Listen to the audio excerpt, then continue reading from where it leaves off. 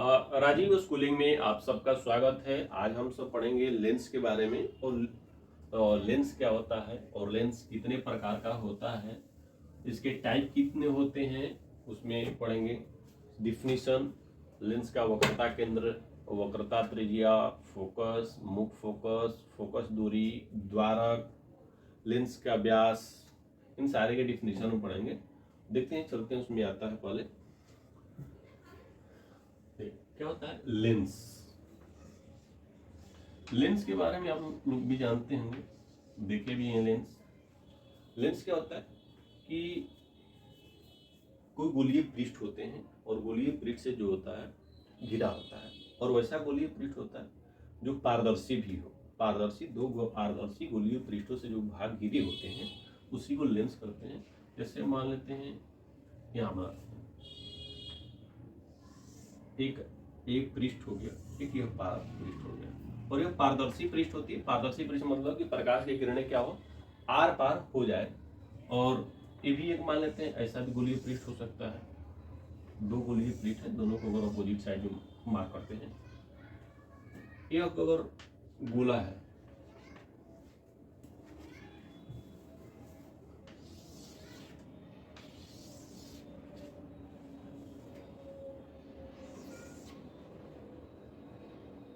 एक खींच लीजिए, तो ये हमारा गोला होगा। अगर दो गोलीय और पारदर्शी पृष्ठों से जो भाग घिरा होता है उसी को लेंस कहते हैं। मान लेते हैं यह लेंस है, इसी को लेंस कहते हैं। लेंस किसे कहते हैं कि दो गोलीय पारदर्शी पृष्ठ से घिरे हुए भाग को लेंस कहते हैं। लेंस कितने प्रकार का होता है, तो लेंस हमारा जो होता है वो दो प्रकार का होता है। एक होता है कॉन्वेक्स लेंस, कॉन्वेक्स लेंस। दूसरा होता है हमारा कॉन्केव लेंस।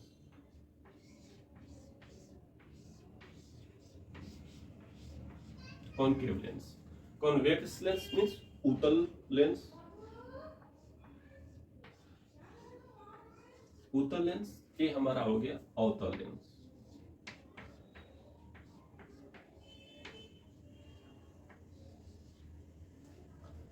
अब लेंस है तो ये दो पृष्ठ से घिरेगा, दोनों पृष्ठ क्या होगा, गोलीय होगा। और गोलीय है तो आप देखेंगे कि मान लेते हैं यह पार्ट हमको इरेज करते हैं, इसी में आते हैं।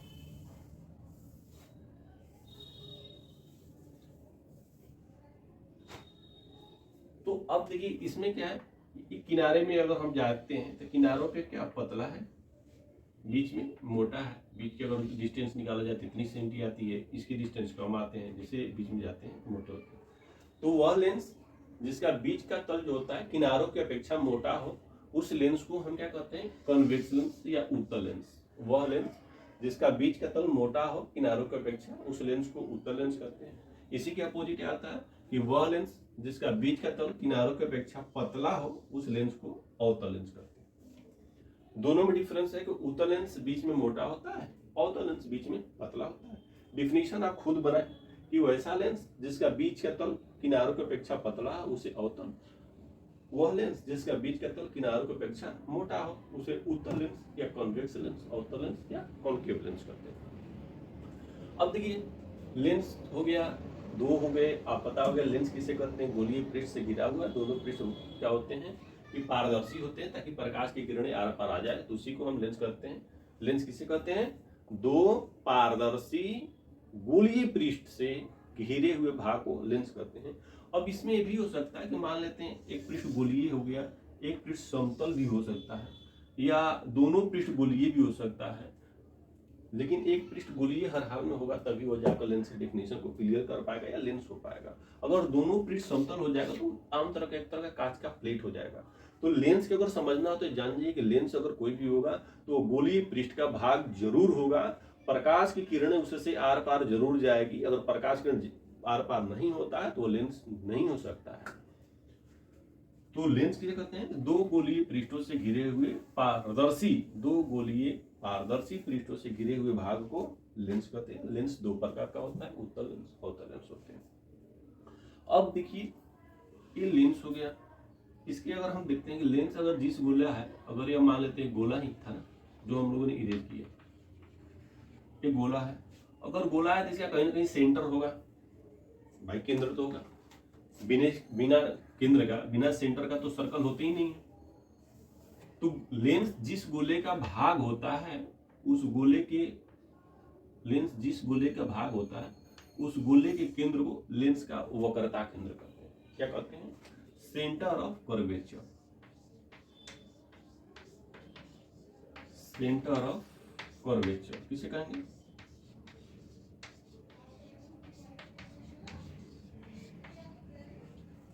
हम जानेंगे कि यह लेंस है, गोले का भाग होता है, गोला का जो केंद्र होगा वही लेंस का वक्रता केंद्र होगा। वक्रता केंद्र को हमेशा सी से प्रदर्शित करते हैं।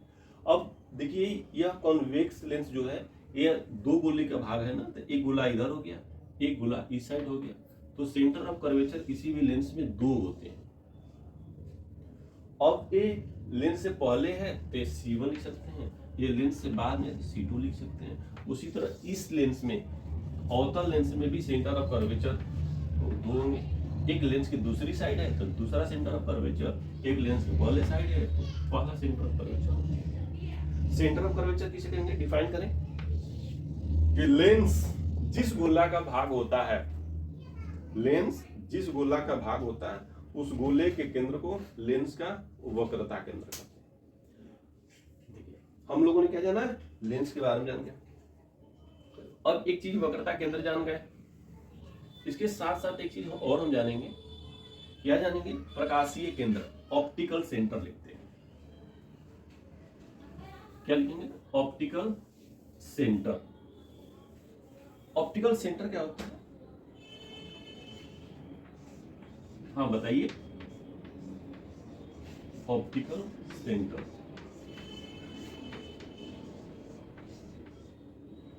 देखिए, लेंस एक तो शॉर्ट में अगर हम कह सकते हैं, लेंस की केंद्र को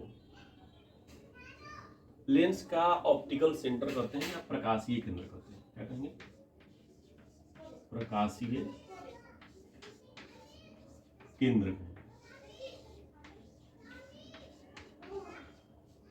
लेंस का जो केंद्र होगा उसी को प्रकाशीय केंद्र कहेंगे। प्रकाशीय केंद्र को P से डिनोट कर दे। किसे डिनोट करते हैं? P से डिनोट करते हैं। लेकिन एक्यूरेट अगर डिफिनेशन देखा जाए प्रकाशीय केंद्र का क्या होगा वो मैं बता रहा हूं। एक डिफिनेशन क्या होगा कि लेंस के केंद्र को, अगर यह कॉन्वेक्स लेंस है, इसका जो केंद्र होगा वह उस लेंस का प्रकाशीय केंद्र होगा।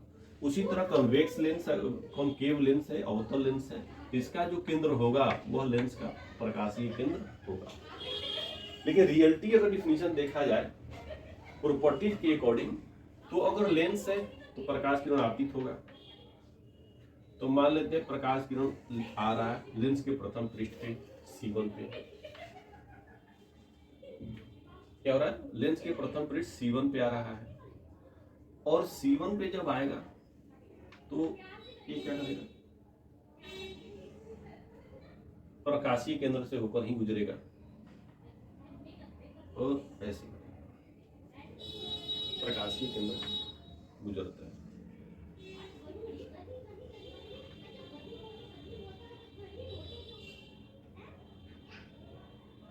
और यहाँ से क्या होगा? ये देखिए संघन माध्यम, विरल माध्यम के बारे में हम लोगों ने पढ़ा था। तो जब प्रकाश की किरण विरल से संघन में जाता है तो अविलंब की ओर झुक जाता है, अविलंब को झुक गया। और जब संघन से फिर विरल में जाएगा तो क्या होगा? अविलंब से दूर भागता है। क्या होता है कि अविलंब से दूर भागता है। तो प्रकाश ये क्या है? आपतित किरण है। क्या है? आपतित किरण, इंसिडेंट रेज। क्यों आपतित किरण है? क्योंकि ये लेंस की ओर आ रही है, तो प्रकाश स्रोत से आने वाली किरण आपतित किरण होती है, और निकलने वाली कहीं से किरण को क्या कहते हैं? निर्गत किरण।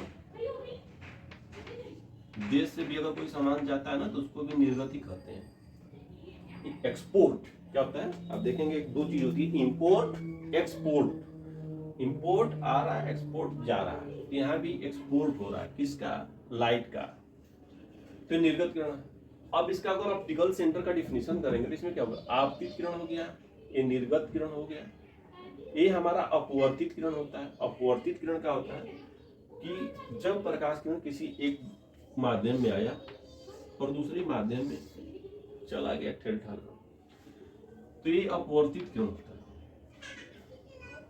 तो कह सकते हैं जब प्रकाश किरण लेंस के प्रथम पृष्ठ से सीवन होगी, ये लेंस का दूसरा पृष्ठ सीवन हो गया, तो लेंस के प्रथम पृष्ठ पे आने वाली आपतित किरण, दूसरे पृष्ठ से जाने वाली निर्गत किरण यदि आपस में समांतर हो, लेंस के प्रथम पृष्ठ पे आने वाली आपतित किरण और दूसरे पृष्ठ से निकलने वाली निर्गत किरण यदि आपस में समांतर हो, पैरेलल हो, तो अपवर्तित किरण लेंस के मुख्य अक्ष को जिस बिंदु पर काटता है उस बिंदु को उस लेंस का प्रकाशीय केंद्र कहते हैं।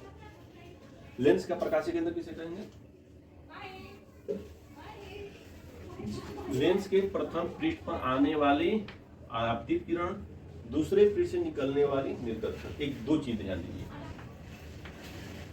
पहले पृष्ठ पर आने वाली आपतित किरण, दूसरे पृष्ठ से बाहर निकलने वाली निर्गत किरण यदि आपस में समांतर हो, तो अपवर्तित किरण लेंस के अपवर्तित किरण मुख्य अक्ष को जिस बिंदु पर काटता है, अपवर्तित किरण लेंस के मुख्य अक्ष को जिस बिंदु पर काटता है उस बिंदु को लेंस का प्रकाशीय केंद्र या ऑप्टिकल सेंटर कहते हैं। एक बार फिर बता, लेंस के प्रथम पृष्ठ पर आने वाली आपतित किरण, दूसरे पृष्ठ से बाहर निकलने वाली निर्गत किरण यदि आपस में समांतर हो, यदि आपस में समांतर हो, तो लेंस समांतर हो, तो अपवर्तित किरण लेंस के मुख्य अक्ष को जिस बिंदु को काटता है उस बिंदु को लेंस का प्रकाशीय केंद्र कहते हैं और प्रकाशीय केंद्र को P से प्रदर्शित करते हैं, पॉइंट होते हैं। अब एक चीज देखिए, इस सब को मिटा आप लोगों ने क्या समझा? हम लोगों ने यार चर्चा की किसके बारे में? वक्रता केंद्र C2 C1, प्रकाशीय केंद्र P, वक्रता त्रिज्या R के बारे में, लेंस के बारे में, ये प्रथम पृष्ठ, ये द्वितीय पृष्ठ, इतना जाना। अब देखिए मुख्य अक्ष क्या होता है, प्रिंसिपल एक्सिस के बारे में जानते हैं।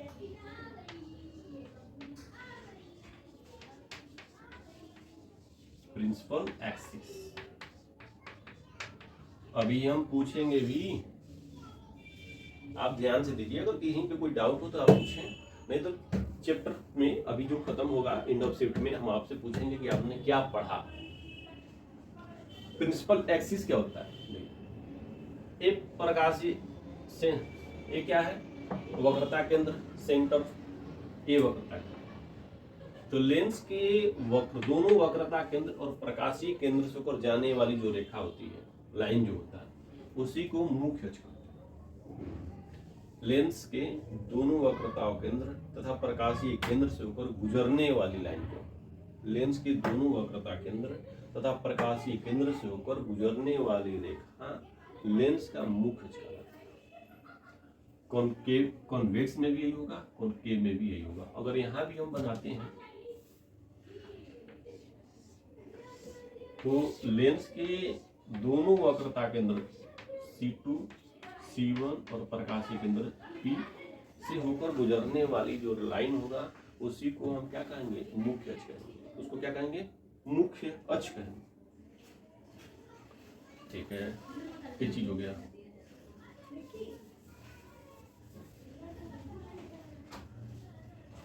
प्रिंसिपल एक्सिस पढ़ लिया हमने। अब देखते हैं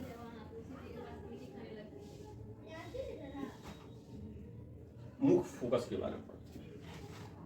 ये लेंस है, अगर मान लें मुख्य अक्ष है, लेंस मुख्य अक्ष, प्रकाश किरण समांतर जा रही है, एक बिंदु पर काटा, दूसरी प्रकाश किरण जा रही है, ये भी इसी बिंदु पर काटा, ये प्रकाश किरण जा रही है, इसी बिंदु पर काटा, ऐसे प्रकाश किरण जा रहा है, इसी बिंदु पर काटा, इसको ऐसे। तब देखिए लेंस के मुख्य अक्ष है, मुख्य अक्ष के समांतर जाने वाली किरणें लेंस के मुख्य अक्ष को जिस बिंदु पर काटता है या जिस बिंदु पर मिलता है उस बिंदु को उस लेंस का मुख्य फोकस कहते हैं। क्या कहते हैं? फोकस।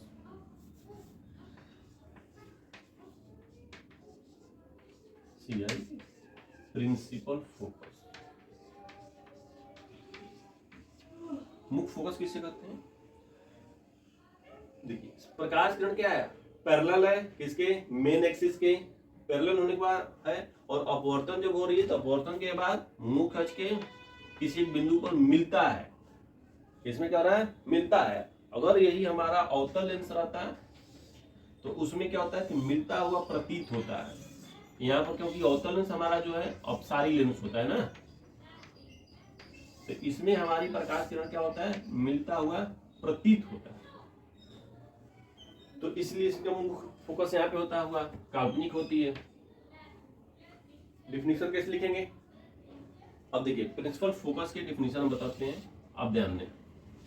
जब प्रकाश की किरण, क्या लिखेंगे, जब प्रकाश की किरण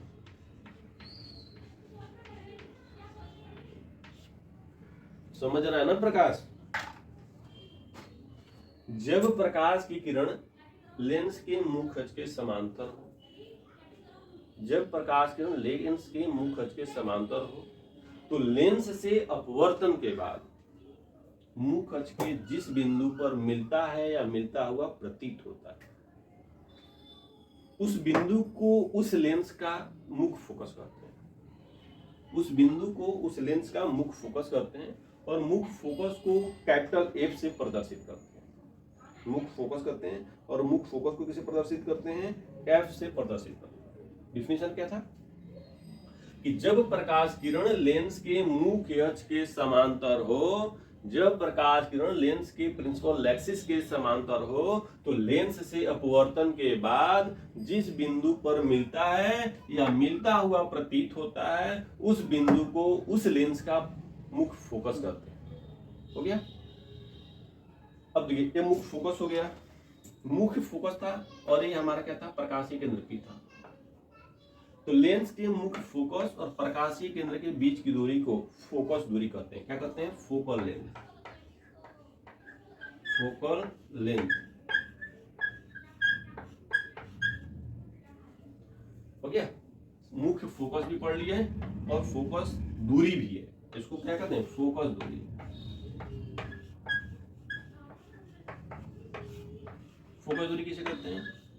लेंस के मुख्य फोकस और प्रकाशीय केंद्र के बीच की दूरी को लेंस का फोकस दूरी कहते हैं।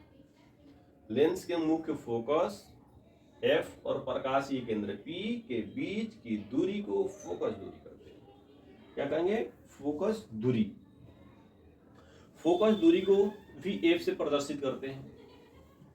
फोकस दूरी को किसे प्रदर्शित करते हैं? F से प्रदर्शित करते हैं, और फोकस को भी F से प्रदर्शित करते हैं। डिफरेंस है कि मुख्य फोकस जो होगा उसको कैपिटल F से प्रदर्शित करेंगे, फोकस दूरी को F से स्मॉल f से प्रदर्शित करेंगे।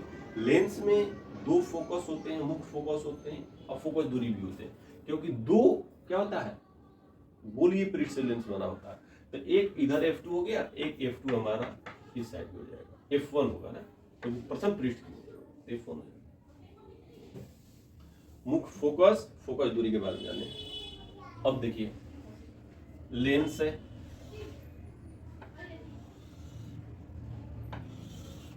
यह वृत्त है का पार्ट है, गोले का एक भाग है। तो गोले का जो भाग होता है, इसका जो व्यास होगा, लेंस है तो इसका जो व्यास होगा तो उसको हम क्या कहेंगे, द्वारक। क्या कहेंगे?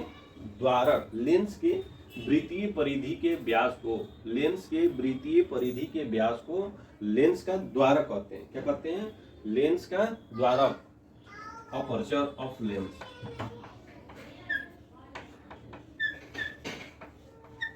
अपर्चर कहते हैं। अब यह लेंस है, ये हमारा जो होता है लेंस का द्वारक होता है। ये क्या है? द्वारक। एक लेंस के प्रकाशीय केंद्र है और इनके जो व्यास हो गया, मान लिया गोला हो गया, यह गोला हो गया, दोनों को काटने वाला जो पॉइंट होगा, यही हमारा द्वारक होगा।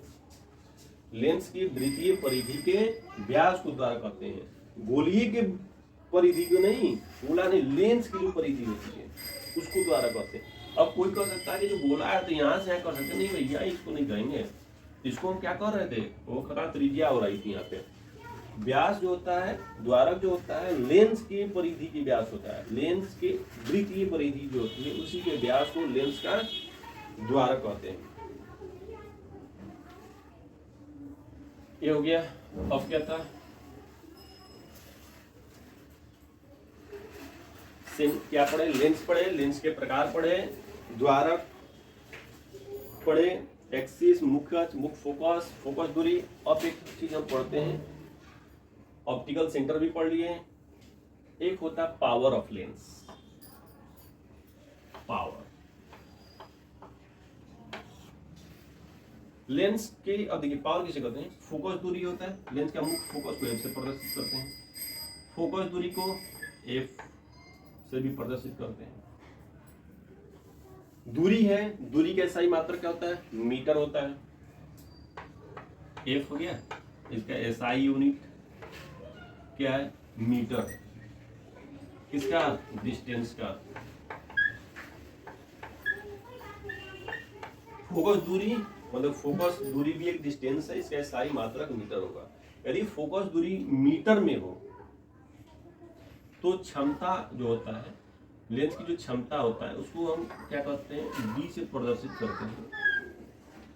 क्योंकि लेंस की क्षमता का जो एसआई मात्रक होता है ये हमारा क्या होता है, डायऑप्टर। क्या होता है, डायऑप्टर। डेफिनेशन भी बताते हैं। लेंस होता है, लेंस की क्षमता क्या होता है, क्षमता का एसआई मात्रक डायऑप्टर होता है। कब, यदि लेंस की फोकस दूरी मीटर में हो तो लेंस की क्षमता जो होता है डायऑप्टर होता है। डायऑप्टर को डी से प्रदर्शित करते हैं। डायऑप्टर को किसे प्रदर्शित करते हैं, डी से डिनोट करते हैं। और देखिए डी बराबर क्या होता है, फोकस दूरी का अपोजिट होता है। फोकस दूरी जो होता है, फोकस दूरी को एफ से प्रदर्शित करते हैं। फोकस दूरी कैसे प्रदर्शित करते हैं, एफ हो गया, एफ से हमारा क्या हो गया, फोकल लेंथ।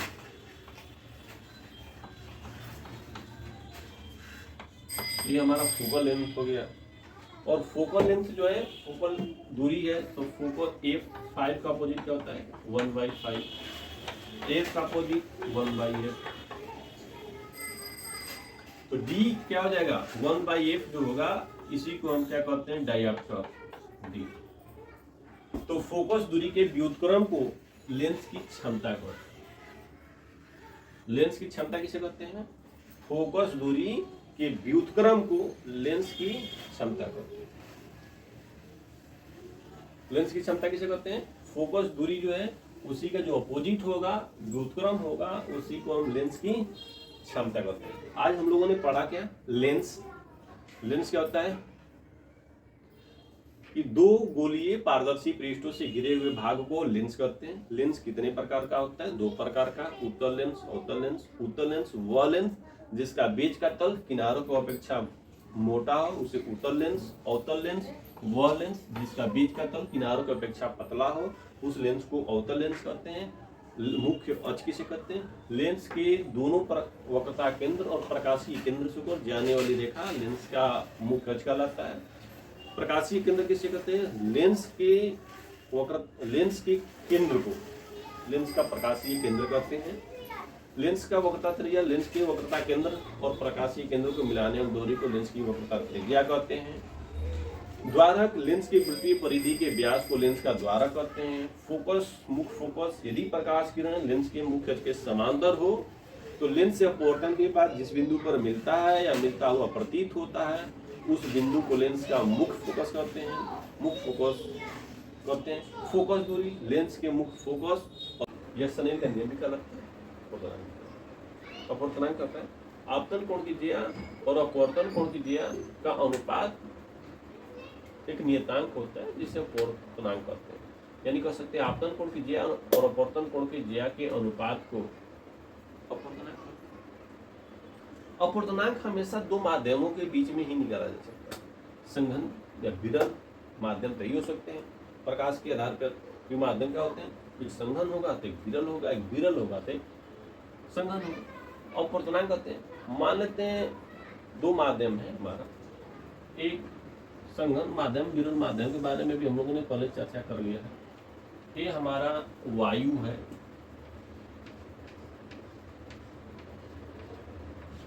ये हमारा द्रव्य,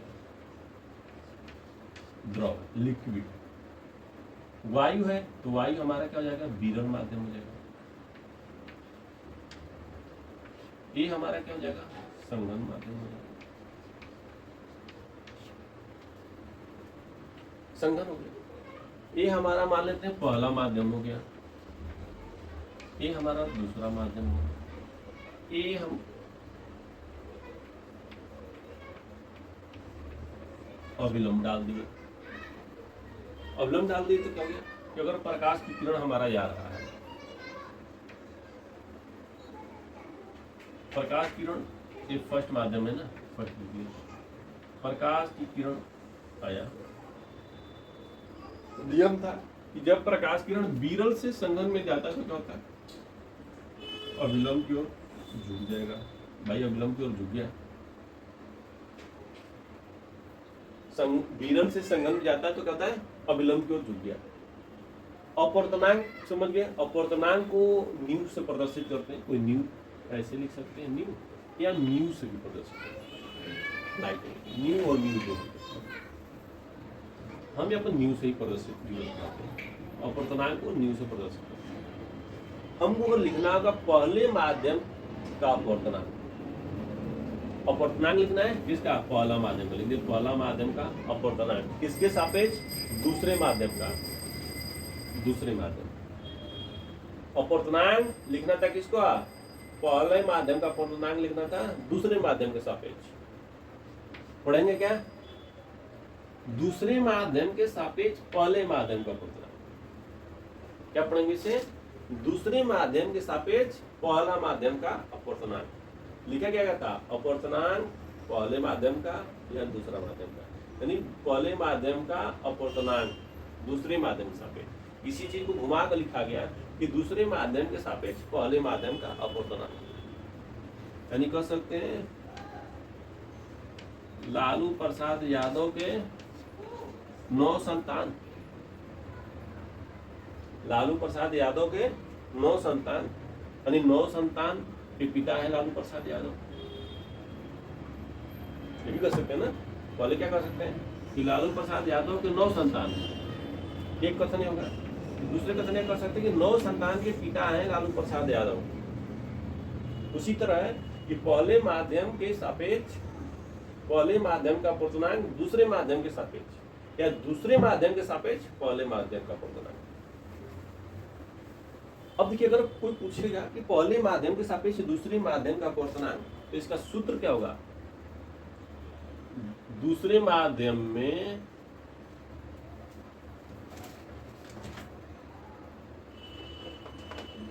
क्या होगा, दूसरे सेकेंड लिखना, दूसरे माध्यम में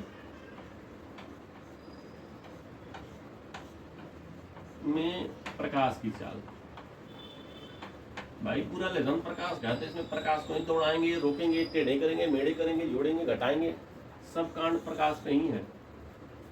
प्रकाश तुम सुधर जा, क्या लिखेंगे, पहले माध्यम का अपवर्तनांक दूसरे माध्यम सापेक्ष बोलेगा तो क्या होगा कि दूसरे माध्यम का अपवर्तनांक क्या होगा कि दूसरे माध्यम में प्रकाश की चाल अपन में पहले माध्यम में, फर्स्ट माध्यम में प्रकाश की चाल।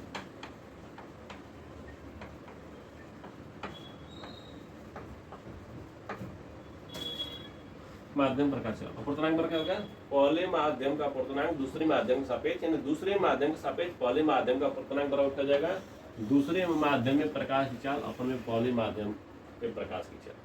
हो गया, चलिए अब दूसरा देखते हैं। अगर ये लिखना हमें वायु का अपवर्तनांक द्रव्य के सापेक्ष, वायु का अपवर्तनांक द्रव्य के सापेक्ष, वायु को एयर करते हैं, एयर का अपवर्तनांक द्रव्य को लिक्विड करते हैं, एल से लिख दिए, तो वायु का अपवर्तनांक लिक्विड के सापेक्ष। दूसरा क्या पढ़ेंगे, लिक्विड के सापेक्ष एयर का अपवर्तनांक, लिक्विड के सापेक्ष एयर का अपवर्तनांक। एक चीज पढ़ेंगे, फिर क्या पढ़ेंगे, एयर का अपवर्तनांक लिक्विड के सापेक्ष, या कहेंगे लिक्विड के सापेक्ष एयर का अपवर्तनांक। सूत्र क्या बनेगा इसका?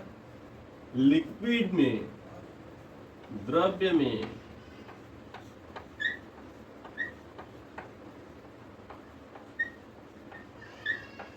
प्रकाश की चाल,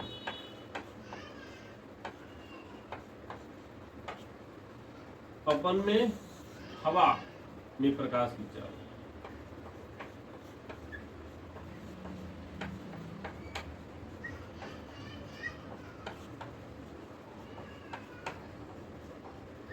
क्या जगह सूत्र बनाना आप सीखें। अरे लिखने क्या है यार, देखो सुनो, याद हो जाएगी। नहीं होगा तो वीडियो वॉच कर लेना, याद हो जाएगा आपको। लिखोगे नोट्स बन जाएंगे, कॉपी तैयार हो जाएंगे, बट ब्रेन तो खाली के खाली रह जाएंगे। इससे अच्छा कि आप जो भी हो तुरंत उसी के समय उसी पे याद। तो एयर के अपवर्तनांक लिक्विड के सापेक्ष क्या होगा? लिक्विड में प्रकाश की चाल, हवा में प्रकाश की चाल, एयर में प्रकाश की चाल। इसी तरह अगर लिखेंगे, मिटा देते हैं,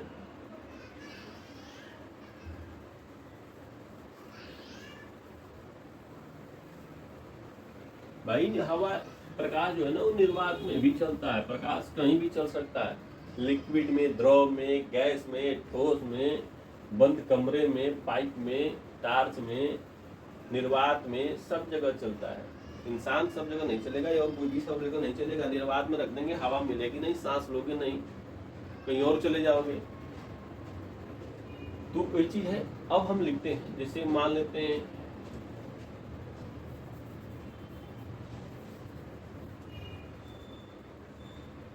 ये हमारा वायु कर दिया,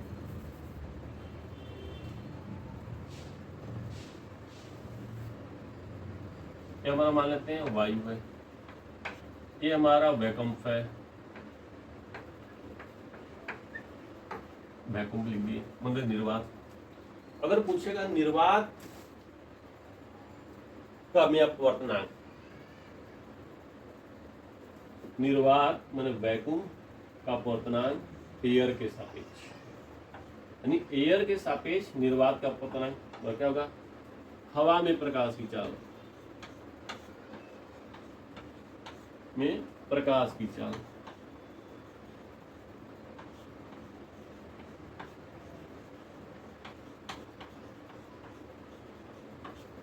अपन में निर्वात में प्रकाश की चाल।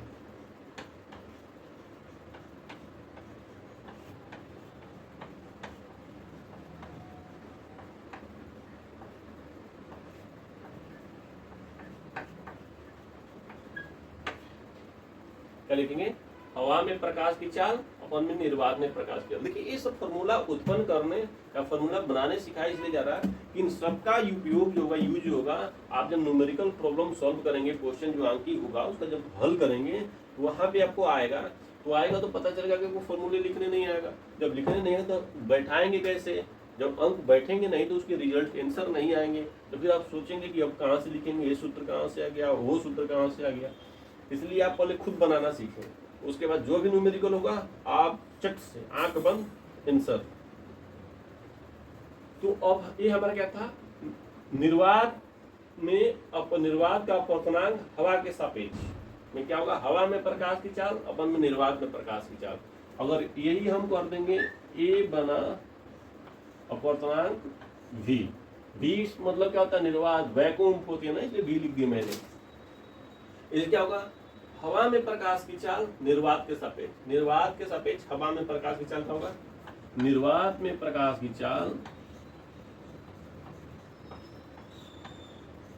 में प्रकाश की चाल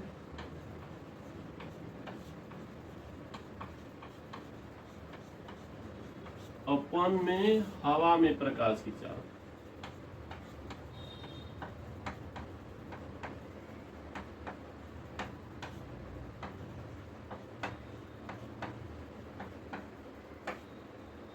क्या हो गया? निर्वात में प्रकाश की चाल, अपन में हवा में प्रकाश की चाल।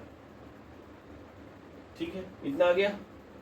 अब निर्वात में जब जानेंगे ना तो एक और होता है हमारा निरपेक्ष अपवर्तनांक, इसको भी डिफाइन करते हैं। क्या होता है? निरपेक्ष, थोड़ा बड़ा लिखते हैं ना, तब आपको समझ में आया शायद। सब लिखावट का खेल है, अगर अपने हाथ से लिखो तब समझ में आएगी। जैसे कथा सुनने जाते हैं ना, तो बीच बीच में तालियां पीटते रहते हैं, जय जय लगाते रहते हैं, बाबा बोलते रहते हैं। उसी तरह इसमें भी जहाँ पे डाउट हो वहाँ पे आप पूछें, और जो आ रहा तभी भी बोले, निरपेक्ष अपूर्तनांग। तब समझ में आएगा हमको भी कि आपको क्या समझ रहे हैं, क्या नहीं हो रही है।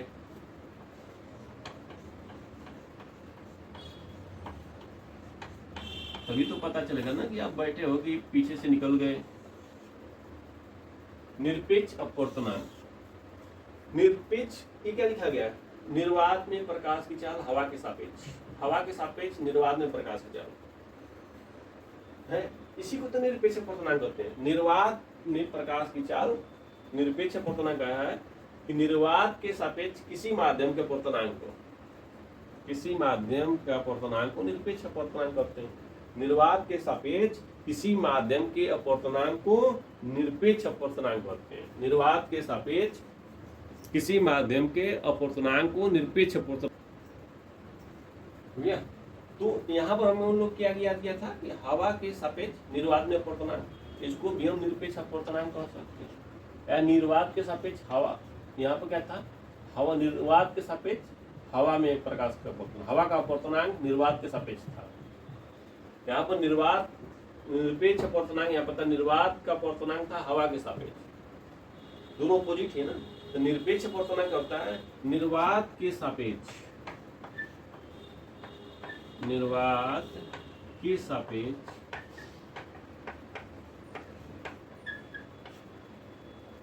निर्वात के सापेक्ष किसी माध्यम का अपूर्तनांक, किसी माध्यम के अपूर्तनांक को निरपेक्ष अपूर्तनांक हो गया। आज हम लोगों ने अपूर्तनांक के बारे में पढ़ा। अपूर्तनांक क्या होता है उसकी हम विवेचनाएं करेंगे। लेंस जो होता है, प्रतिबिंब जो होता है, उसमें उत्तल लेंस, अवतल लेंस, लेंस दो प्रकार के होते हैं। एक होता है हमारा उत्तल लेंस, दूसरा होता है हमारा अवतल लेंस। उत्तल लेंस द्वारा प्रतिबिंब का बनना और अवतल लेंस द्वारा प्रतिबिंब का बनना दोनों स्थितियों में हम ज्ञात करेंगे कि किस प्रकार का प्रतिबिंब बनाता है। एक कंडीशन यह है, जब हम वस्तु को लेंस से अनंत की दूरी पर रखते हैं, माने लेंस से बहुत दूर रखते हैं, तो लेंस उस वस्तु का प्रतिबिंब कहाँ पर बनाता है उसकी हम विवेचना करेंगे। चलिए देखते हैं, हम लेंस द्वारा प्रतिबिंब बनाने का एक हम किरण आरेख खींचते हैं और लेंस बनाते हैं। ये हमारा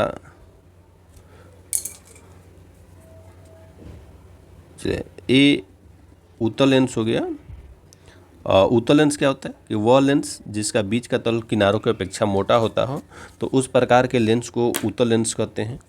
यह लेंस है उत्तल लेंस, आप देख सकते हैं, क्योंकि इसका बीच का तल जो होता है किनारों की अपेक्षा में क्या है, मोटा है।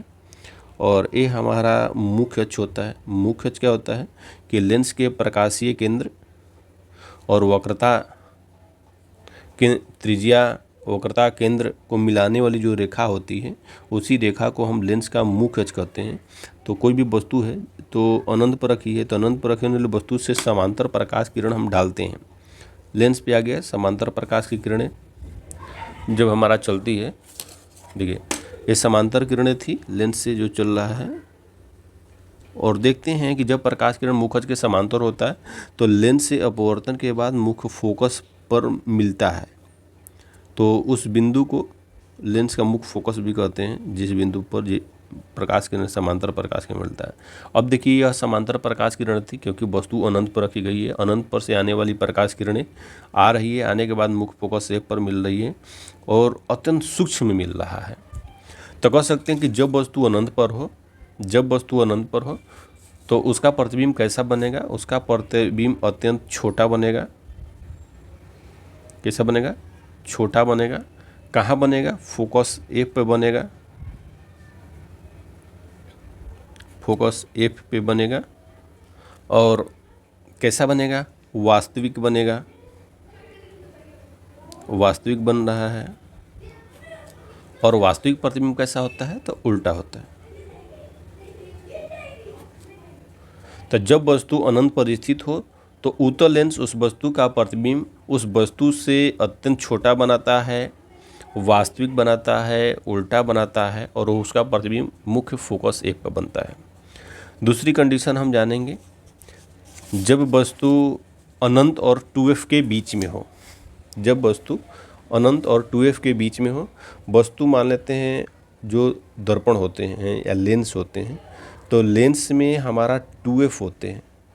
2f को वक्रता केंद्र कहते हैं, वक्रता केंद्र कहते हैं।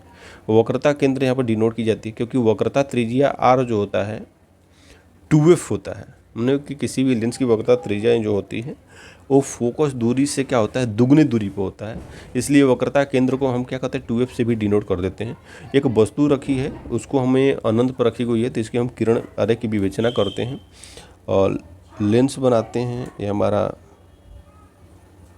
उत्तल लेंस हो गया।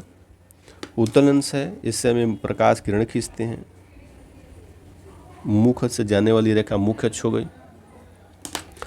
यहाँ पे हम वस्तु को रखते हैं, ये हमारी वस्तु हो गई।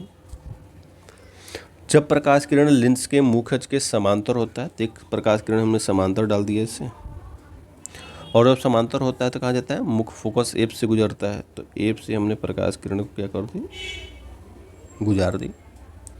दूसरी प्रकाश किरण हम प्रकाशीय केंद्र से गुजारते हैं। प्रकाशीय केंद्र से जाने वाली किरण सीधी रेखा में चलती है, वो सीधा निकल गया।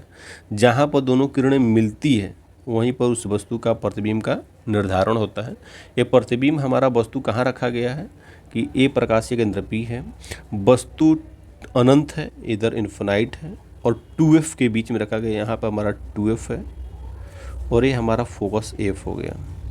मतलब 2f को वक्रता केंद्र और अनंत के बीच में वस्तु रखी गई है, तो उसका प्रतिबिंब कहाँ बनेगा, तो उसका प्रतिबिंब ये देखिए, प्रकाश किरण समांतर प्रकाश किरण f से आती है, समांतर प्रकाश के मुख्य फोकस f से जाती है, प्रकाशीय केंद्र से जाने वाली किरण सीधी निकल गई। तो f और 2f के कहाँ बन रहा है, बीच में बन रहा है। जब वस्तु क्या हो कि जब वस्तु अनंत और वक्रता केंद्र के बीच में स्थित हो, जब वस्तु अनंत और वक्रता केंद्र के बीच में स्थित हो, यानी इन्फिनाइट और 2f के बीच में स्थित हो, तो उस वस्तु का प्रतिबिंब कैसा बनेगा, तो वास्तविक बनेगा। कैसा बनेगा, वास्तविक बनना ना, तो लिख देंगे वास्तविक बन रहा है। वास्तविक है, और कैसा बन रहा है, उल्टा बन रहा है, उल्टा बन रहा है। और वस्तु से भी कैसा बन रहा है, छोटा बन रहा है, छोटा बनता है। और कैसा बन कहाँ रहा है, f और 2f के बीच में बन रहा है। f एंड 2f के बीच में बनना। f क्या है, मुख्य फोकस है, 2f क्या है, वक्रता केंद्र है। यानी जब वस्तु अनंत और वक्रता केंद्र के बीच रखा हो, उत्तल लेंस उस वस्तु का प्रतिबिंब वास्तविक, उल्टा, छोटा f और 2f के बीच में बनाता है। कहाँ बनाता है, f और 2f के बीच में बनाता है। अब हम देखेंगे जब वस्तु वक्रता केंद्र पर स्थित हो, यानी 2f पर ही कोई भी वस्तु रखी गई हो, तो उत्तल लेंस उस वस्तु का प्रतिबिंब कैसा बनाएगा और कहाँ पे बनाएगा। अब देखिए उत्तल लेंस बनाते हैं।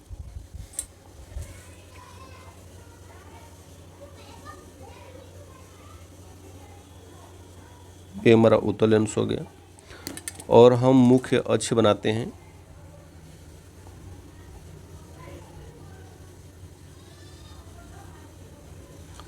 ये मुख्य अक्ष हो गया, और मुख्य अक्ष के साथ साथ वस्तु रखी गई है। कहाँ पर वस्तु रखी करना है, वस्तु को 2f पे रख देते हैं। 2f को होता है वक्रता केंद्र होता है। अब यहाँ से समांतर प्रकाश किरण डाली जाती है। समांतर प्रकाश किरण क्या होता है, जब होते तो अपवर्तन के बाद कहाँ से गुजरता है, तो मुख्य फोकस होकर गुजरता है। तो मुख्य फोकस से हम प्रकाश किरण गुजारती है, ये पास कर रहे हैं। एक प्रकाश किरण हम डाल रहे हैं, कहाँ से जा रही है, तो उसको प्रकाशीय केंद्र से भी गुजारते हैं। तो जब प्रकाशीय केंद्र से प्रकाश किरण गुजरता है तो सीधी उसी रेखा में चला जाता है, कहीं पे भी उसका विचलन नहीं होता है। ये प्रकाश, अब ये जहाँ पे दोनों वस्तु मिलती है, मान लेते हैं यहाँ पर मिल रही है, तो यहीं पर इसका प्रतिबिंब हमारा क्या हो रहा है, प्राप्त हो रहा है। अब वस्तु है, इसका हम नाम रख देते हैं ए, वो वस्तु है। प्रतिबिंब बन रही है, इसका नाम हम रख देते हैं IB हो गया। ये प्रकाशीय केंद्र P है, वस्तु कहाँ रखा था 2f पर, प्रतिबिंब भी हमारा कहाँ बन रहा है 2f पर बन रहा है। कैसा बन रहा है तो देखें तो वस्तु के बराबर भी बन रहा है। एक ऐसा बन रहा है उल्टा बन रहा है। किसी वस्तु का जो तीर चिन्ह है, अगर तीर ऊपर हो तो डिनोट करता है कि वस्तु सीधा रखा है, वो उसके सिर को दिखाता है। ऊपर है तो सिर हमेशा ऊपर होता है ना, तो तीर चिन्ह अगर ऊपर हो तो तीर चिन्ह वस्तु की स्थिति को बताता है, ऊपर है। अगर तीर ऐसे दिखा जाए तो मतलब कि वस्तु लटका हुआ है, उसको लटका दी गई है, सिर नीचे कर दिया गया है। तो जब वस्तु वक्रता केंद्र 2f पर हो तो प्रतिबिंब भी कहाँ बन रहा है 2f पर बन रहा है। कहाँ बन रहा है 2f पर बनता है। कैसा बन रहा है उल्टा बन रहा है। उल्टा प्रतिबिंब कैसा होता है वास्तविक होता है, यह वास्तविक हो गया। साइज में कैसा है वस्तु के बराबर है, लिख दिए बराबर बनना, बराबर बन गया। बन कहाँ रहा है तो 2f पर ही बन रहा है। कोई किसी को डाउट इसमें, समझ में आ रहा है आपको? बिल्कुल। देखिए अगर 2f पर है कोई भी वस्तु तो उत्तल लेंस उस वस्तु का प्रतिबिंब 2f पर ही बनाता है, लेंस की दूसरी साइड बनाता है, वस्तु के बराबर ही प्रतिबिंब बनता है उसकी, और उल्टा बनता है वास्तविक बनता है। इसके साथ अब हम देखेंगे जब वस्तु एक अब था कि जब वस्तु वक्रता केंद्र यानी 2f पर स्थित हो तो उत्तल लेंस उस वस्तु का प्रतिबिंब कहाँ पर बनाता है। इसके साथ साथ अब हम एक चीज़ पोजीशन देखेंगे, जब वस्तु मुख्य फोकस f पर हो तो उत्तल लेंस उस वस्तु का प्रतिबिंब कैसा बनाता है और कहाँ पर बनाता है। उत्तल लेंस बनाएंगे सबसे पहले, ये हमारा उत्तल लेंस हो गया। उत्तल लेंस हो गया, इसका हम मुख्य अक्ष खींच देते हैं, मेन एक्सिस हो गया। वस्तु रख दिए, वस्तु हो गया। ये प्रकाश किरण समांतर प्रकाश किरण जाता है। प्रतिबिंब बनने का कंडीशन यही था कि कोई भी वस्तु का प्रतिबिंब तभी बनता है जब उस वस्तु से चलने वाली प्रकाश किरण आपस में कहीं पर भी अगर प्रतिच्छेद करेगा, तो जहाँ पर प्रकाश किरण आपस में प्रतिच्छेद करेगा वहीं पर उस वस्तु का प्रतिबिंब बनता है।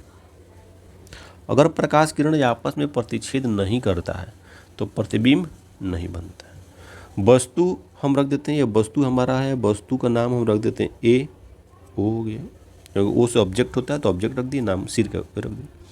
समांतर प्रकाश किरण होता है, अपवर्तन के बाद मुख्य फोकस शेप से होकर गुजरता है, मुख्य फोकस शेप से जा रहा है।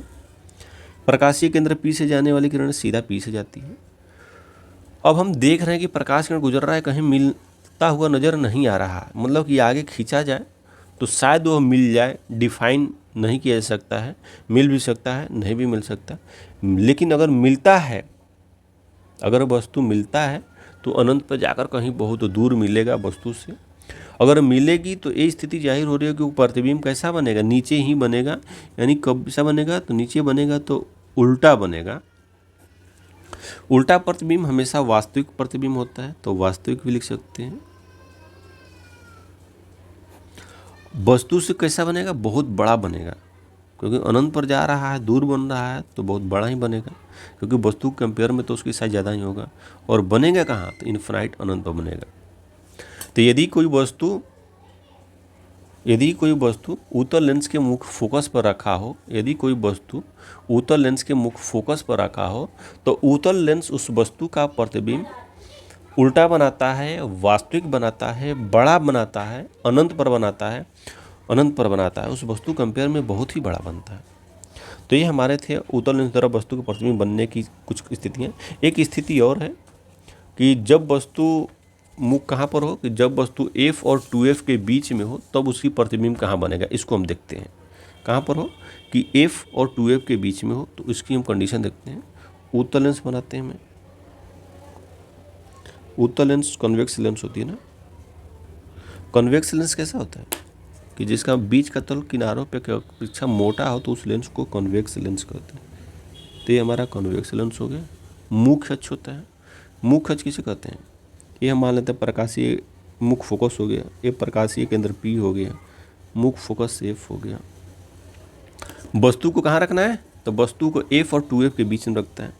वस्तु हमारा एफ हो गया, ये हमारा मान लेते हैं 2f हो गया, इनके बीच में हम एक वस्तु को खड़ा कर देते हैं, वस्तु हो गया। तो वस्तु से चलने वाली प्रकाश की किरण हम खींचेंगे, एक प्रकाश की किरण हम डाल दिए यहाँ आई, समांतर प्रकाश किरण हमेशा क्या होता है, मुख्य अक्ष की जो समांतर होती है, तो अपवर्तन के बाद कहाँ से गुजरता है, तो मुख्य फोकस एफ से गुजरता है। फोकस एफ वाले बिंदु को क्रॉस करके निकल रहा है। एक प्रकाश किरण हम प्रकाशीय केंद्र से गुजार देते हैं। जब प्रकाश किरणें प्रकाशीय केंद्र से होकर गुजरता है तो पथ में बिना विचलित हुए सीधे आगे क्यों निकल जाता है।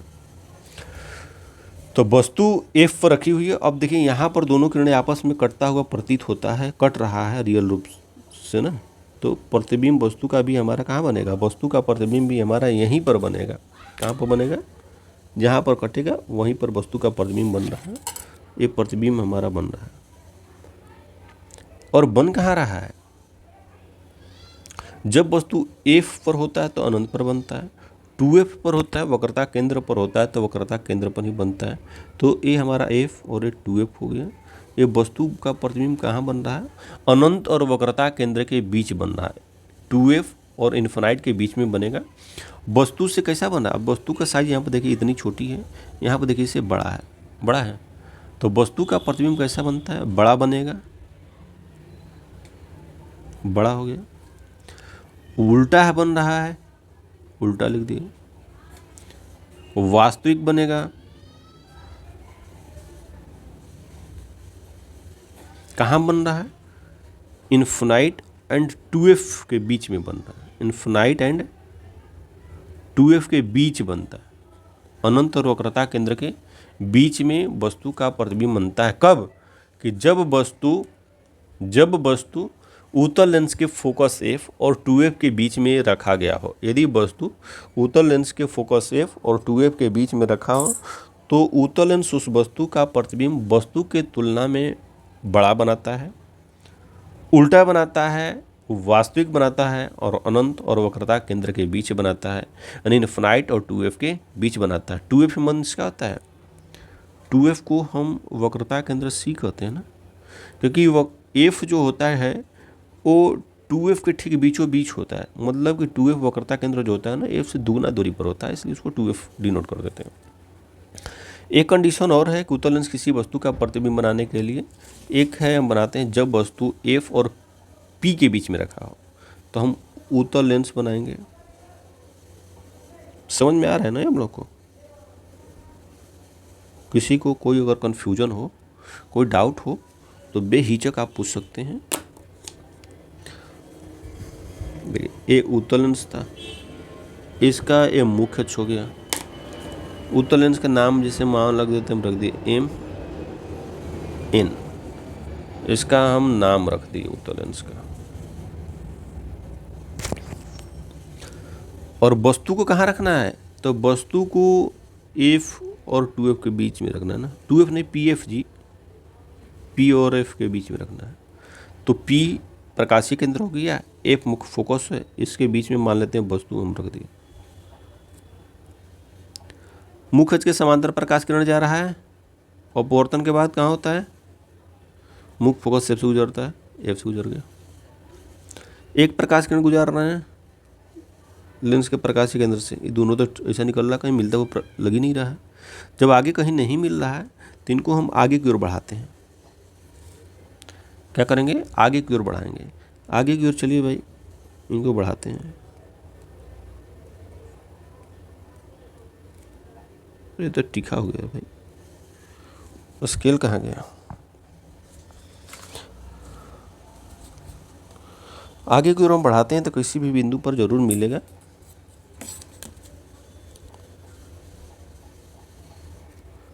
देखिए ये यहाँ पर, इसको भी अगर हम बढ़ाते हैं तो यहाँ पर क्या हो रहा है, मिलता हुआ ये प्रतीत होता है, डॉट से इसलिए दर्शाया गया क्योंकि ये पूर्ण रूप से मिल नहीं रहा है, एहसास हो रहा है कि वहाँ पर आगे जाकर मिलेगा। तो मिलता हुआ प्रतीत हो रहा है कहाँ पे, वस्तु के पीछे, और वस्तु के साइज से कितना हो रहा है, बड़ा। तो जब वस्तु उत्तल लेंस के फोकस F और प्रकाशीय केंद्र P के बीच में स्थित हो तो उत्तल लेंस उस वस्तु का प्रतिबिंब वस्तु से क्या बनाएगा, बड़ा बनाएगा। क्या बनाएगा, बड़ा बनेगा। कहाँ बनेगा, वस्तु के पीछे बनेगा। कैसा बनेगा, आभासी बनेगा, यानी काल्पनिक प्रतिबिंब होगा। और साइज में क्या हो रहा है, बड़ा हो रहा है, वस्तु के पीछे बन रहा है, आभासी बन रहा है, और कैसा बना है, सीधा बनता है। तो जब वस्तु उत्तल लेंस के प्रकाशीय केंद्र P मुख्य फोकस F के बीच रखा हो, जब भी कोई वस्तु उत्तल लेंस के प्रकाशीय केंद्र P और मुख्य फोकस F के बीच में रखा हो, तो उत्तल लेंस उस वस्तु का प्रतिबिंब सदैव वस्तु से के पीछे बनाता है, वस्तु के बड़ा बनेगा, काल्पनिक प्रतिबिंब बनेगा और सीधा बनेगा। कैसा बनेगा, काल्पनिक प्रतिबिंब बनेगा और सीधा बनेगा। कब बनेगा, जब वस्तु लेंस के उत्तल लेंस के प्रकाशीय केंद्र P और मुख्य फोकस F के बीच में रखा हो। तो कि जब वस्तु अनंत पर हो तो अवतल लेंस उस वस्तु का प्रतिबिंब कैसा बनाएगा। हम पहले अवतल लेंस बनाते हैं। अवतल लेंस क्या होता है, किसे कहते हैं, कि वह लेंस जिसका बीच का तल किनारों की अपेक्षा पतला हो, तो उस लेंस को अवतल लेंस कहते हैं। हमने एक अवतल लेंस बनाई और इसका एक मुख्य अक्ष बनाते हैं। मुख्य अक्ष किसे कहते हैं, लेंस के प्रकाशीय केंद्र फोकस F और वक्रता केंद्र C को मिलाने वाली जो रेखा होती है उसी को हम उस लेंस का मुख्य अक्ष कहते हैं। लेंस के प्रकाशीय केंद्र P, मुख्य फोकस F और वक्रता केंद्र C या 2F को मिलाने वाली रेखा उस लेंस का मुख्य अक्ष कहलाता है। हमें बनाना है अवतल लेंस द्वारा उसका प्रतिबिंब वस्तु को रखी गई है अनंत पर। मान लिया कि लेंस से काफ़ी दूर कोई वस्तु इन्फिनाइट अनंत पर रखी गई है, तो अवतल लेंस उस वस्तु का प्रतिबिंब कैसा बनाता है। चलिए उसका हम किरण आरेख खींचते हैं। अनंत पर रखी है, समांतर प्रकाश किरण जाता है, अपवर्तन के बाद क्या होता है, अवतल लेंस है तो अवतल लेंस अपसरित कर देता है प्रकाश की, यानी बाहर की ओर फैल जाता है। पीछे की ओर खिसकाते हैं तो मुख्य फोकस F पे जाता है। फिर अगर कोई किरण हम खींचते हैं, इसको भी अगर हम अपसरित करता है, ये भी बाहर की ओर फैल जाता है। इसे भी पीछे खिसकाते हैं तो मुख्य फोकस F पर ही मिलता हुआ प्रतीत होता है। तो जब वस्तु अनंत पर स्थित हो तो अवतल लेंस उस वस्तु का प्रतिबिंब कैसा बना रहा है, तो आभासी प्रतिबिंब बना रहा है। कैसे बनाता है, आभासी प्रतिबिंब बनाता है। कहाँ पे बना रहा है, तो फोकस A पे बना रहा है। कैसा बनाता है, सीधा बना रहा है। क्या बन रहा है, आभासी बन रहा है, सीधा बन रहा है, A पर बन रहा है। और साइज में कैसा हो रहा है, तो छोटा होगा, क्योंकि वस्तु अनंत पर रखी है और उसका प्रतिबिंब A पर बन रहा है, तो साइज में बिल्कुल छोटा ही होगा और छोटा बन रहा है, हम देख रहे हैं। क्योंकि अनंत पर वस्तु है तो बहुत दूर है, तभी तो उत्तल लेंस उसकी प्रतिबिंब खींच रहा है ना जी, आंखों से तो हमारे दूर है, तो उसकी प्रतिबिंब बिंदुवत बना रहा है। अवतल लेंस एकदम छोटा बना रहा है, आभासी बना रहा है। उसके बाद और भी कंडीशन है कि कोई भी वस्तु है, हम एक कंडीशन और देख लेते हैं। अवतल लेंस द्वारा प्रतिबिंब का बनना, अवतल लेंस हो गया हमारा,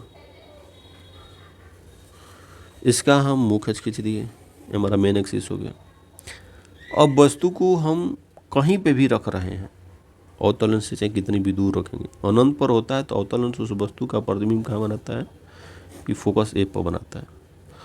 और किसी भी स्थिति में अवतल लेंस एक प्रकाशीय केंद्र से जाने वाली किरण है। प्रकाशीय केंद्र से जाने वाली प्रकाश किरण मुख्य फोकस, प्रकाशीय केंद्र से होकर जो प्रकाश किरण गुजरता है वो सीधा निकल जाता है, उसके पथ में कोई भी विचलन होता ही नहीं है। इस समांतर प्रकाश किरण जा रहा है, अपसरित कर रहा है, उसको हम पीछे की ओर खिसकाते हैं तो एक बिंदु पर कटता हुआ प्रतीत हो रहा है। जहाँ पर कटता हुआ प्रतीत होगा वहीं पर बन रहा है। और एक प्रतीत कहाँ पर हो रहा है, F पर आ गया और यहाँ पर प्रतीत हो रहा है। तो कहीं पे भी अगर अवतल लेंस द्वारा प्रतिबिंब अवतल लेंस के सामने किसी भी दूरी पर वस्तु रखा जाए तो अवतल लेंस उस वस्तु का प्रतिबिंब आभासी बनाता है, छोटा बनाता है और P एंड F के बीच बनाता है, आभासी बनाता है, छोटा बनाता है, P और F के बीच बनाता है और सीधा बनाता है। अवतल लेंस किसी भी वस्तु का प्रतिबिंब हमेशा सीधा बनाता है, वस्तु से छोटा बनाता है सीधा बनाता है, छोटा बनाता है, काल्पनिक प्रतिबिंब बनाता है या आभासी प्रतिबिंब कह सकते हैं। और कहाँ पर बनाता है? प्रकाशीय केंद्र P और मुख्य फोकस F के बीच में बनता है। तो ये थे हमारे अवतल लेंस द्वारा प्रतिबिंब का बनना। क्या था? अवतल लेंस द्वारा प्रतिबिंब का बनना। कि अवतल लेंस, अगर कोई क्वेश्चन आते हैं एग्जाम में कि अवतल लेंस किसी भी वस्तु का प्रतिबिंब कैसा बनाता है, तो हम इसके किरण आरेख खींच सकते हैं। अगर कंडीशन दे दें कि और जब वस्तु अनंत पर रखी हो तो कैसा बनाएगा, उसके लिए हमारा अनंत पर इन्फिनाइट पे वस्तु रखी गई थी। यहाँ पर हमारी वस्तु क्या है था कि फोकस के बाद कहीं पे भी अगर हम वस्तु रखते हैं या फोकस पे भी रखते हैं, तभी भी उसका प्रतिबिंब अवतल लेंस हमारा ऐसा ही बनाएगा। वो वास्तविक नहीं बनाता है, आभासी बनाता है, छोटा बनाता है, फोकस और एफ के बीच बनाता है और सीधा प्रतिबिंब बनाता है। तो ये थे हमारे अवतल लेंस द्वारा प्रतिबिंब का किरण आरेख। आज हम सब जानेंगे गोलीय लेंस की चिन्ह परिपाटी कि लेंस की चिन्ह परिपाटी किस प्रकार की होती है और किस लेंस में कौन सी दूरियां पॉजिटिव मानी जाती है और कौन सी दूरियां निगेटिव मानी जाती है, इसकी जानकारी रखेंगे। और देखिए, हमारे यहाँ दो लेंस दिए गए हैं, एक कॉन्वेक्स लेंस है, एक कॉनकेव लेंस है। उत्तल लेंस और अवतल लेंस दोनों हैं। लिख देते हैं, ये हमारा उत्तल लेंस हो गया, ये हमारा अवतल लेंस हो गया। जितनी भी दूरियां होती है लेंस में, लेंस के प्रकाशीय केंद्र P से नापी जाती है। उत्तल लेंस का यह प्रकाशीय केंद्र P हो गया, यह अवतल लेंस का प्रकाशीय केंद्र P हो गया। प्रकाशीय केंद्र की जो P होता है उसका वो निर्देशांक की मूल बिंदु मापते हैं। निर्देशांक का निर्देशांक भी आप जानते हैं कि 0 0 होता है मूल बिंदु का निर्देशांक। तो उसी तरह P है, P हमारा मूल बिंदु है। P से दाएं, P से बाएं, P से ऊपर, माने प्रकाशीय केंद्र से ऊपर की दूरियां, नीचे की दूरियां, लेफ्ट की दूरी, राइट की दूरी, सभी दूरियां को हमको ज्ञात करते हैं। हम जानते हैं कि प्रकाश की किरण क्या होती है, हमेशा बाईं तरफ से डाली जाती है, यानी लेफ्ट टू राइट प्रकाश किरण रहती है, डाली जाती है।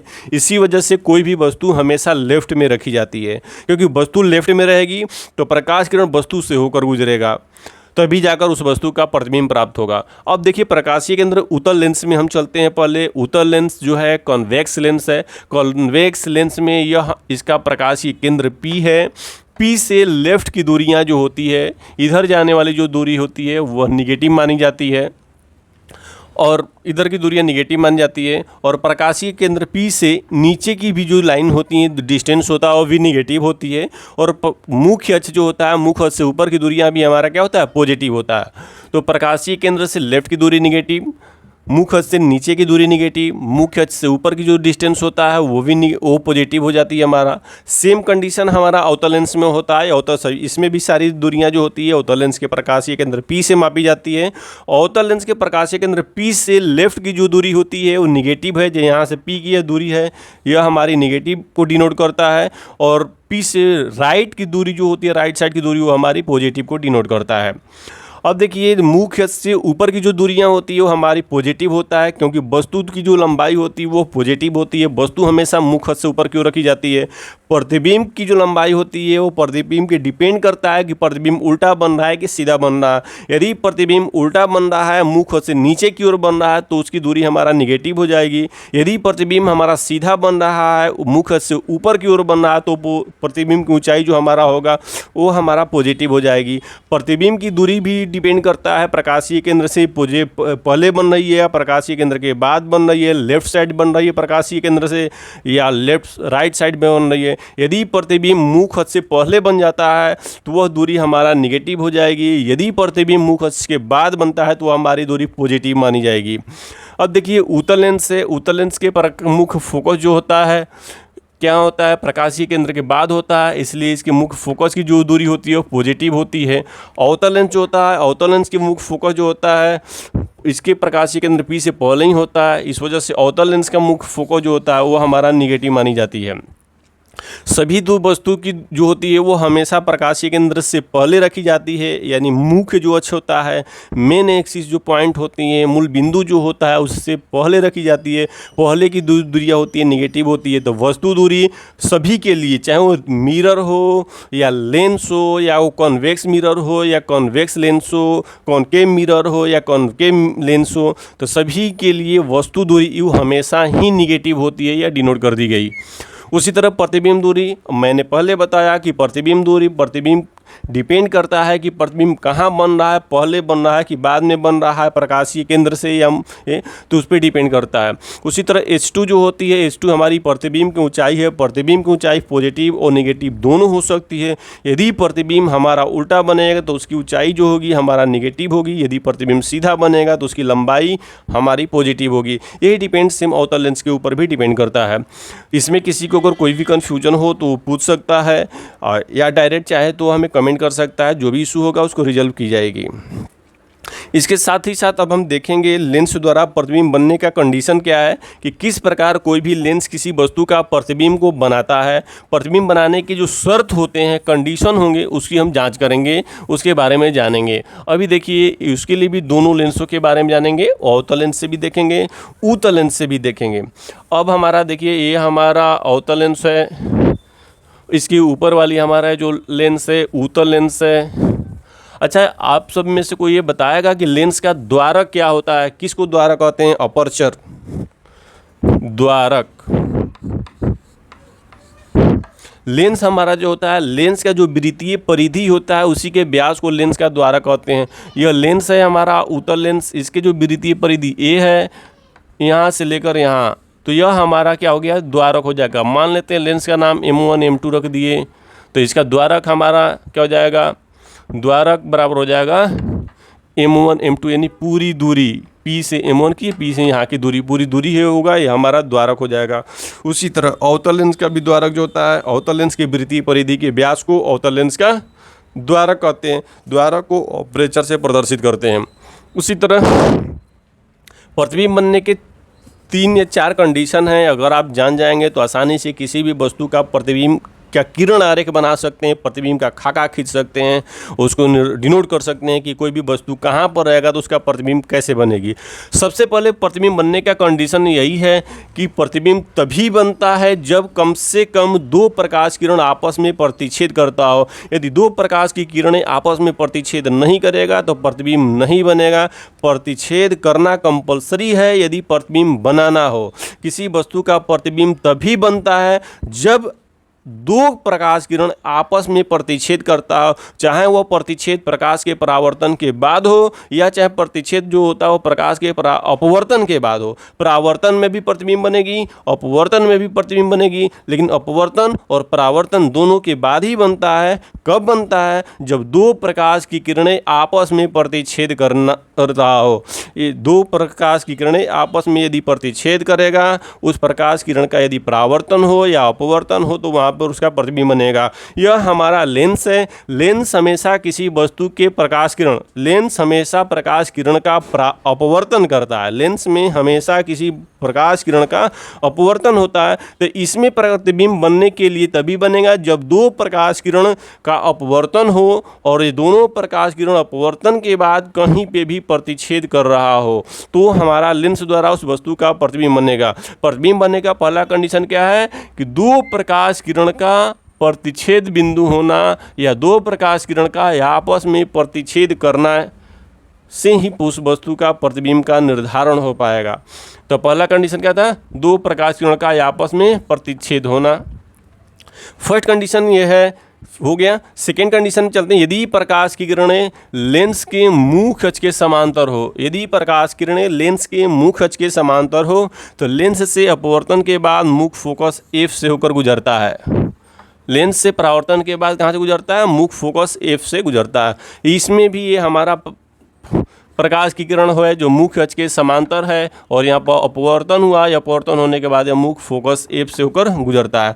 उसी तरह यह अवतल भी लेंस है। अवतल लेंस को हम क्या कहते हैं? अपसारी लेंस कहते हैं, क्योंकि यह प्रकाश की किरण जो भी इससे गुजरता है अपवर्तन के बाद फैल जाता है बाहर की ओर, अपसरित कर देता है, पीछे की ओर डिनोट करते हैं। तो यह पॉइंट हमारा मुख्य फोकस पे ही मिलता है।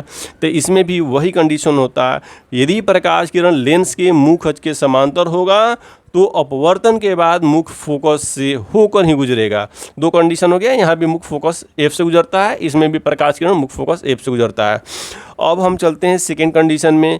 सेकेंड कंडीशन तो हो गया ना, थर्ड कंडीशन में चलते हैं कि प्रकाश किरण का परावर्तन के लिए, प्रतिबिंब बनने के लिए क्या कंडीशन है। थर्ड यही है कि यदि प्रकाश की किरणें यदि प्रकाश की किरणें मुख्य फोकस से होकर गुजरता हो तो अपवर्तन के बाद मुख्य अक्ष के समांतर हो जाएगा। क्या हो गया? यदि प्रकाश की किरणें मुख्य फोकस से होकर गुजरता हो तो अपवर्तन के बाद मुख्य अक्ष के समांतर हो जाएगा। अब देखते हैं हम कि प्रकाश किरणों को मुख्य फोकस से गुजार कर कि वास्तव में यह अपवर्तन के बाद मुख्य अक्ष के समांतर हो रहा है या नहीं हो रहा है। आइए यहाँ डिनोट किया जाता है, यह हमारा कॉन्वेक्स लेंस हो गया, ये हमारा प्रकाश किरण लेफ्ट से चलता है, लेफ्ट से चलते हुए मुख्य फोकस पे टकराया, टकराने के बाद अपवर्तन हुआ, या अपवर्तन होने के बाद वास्तव में यह मुख्य अक्ष के समांतर हो गई।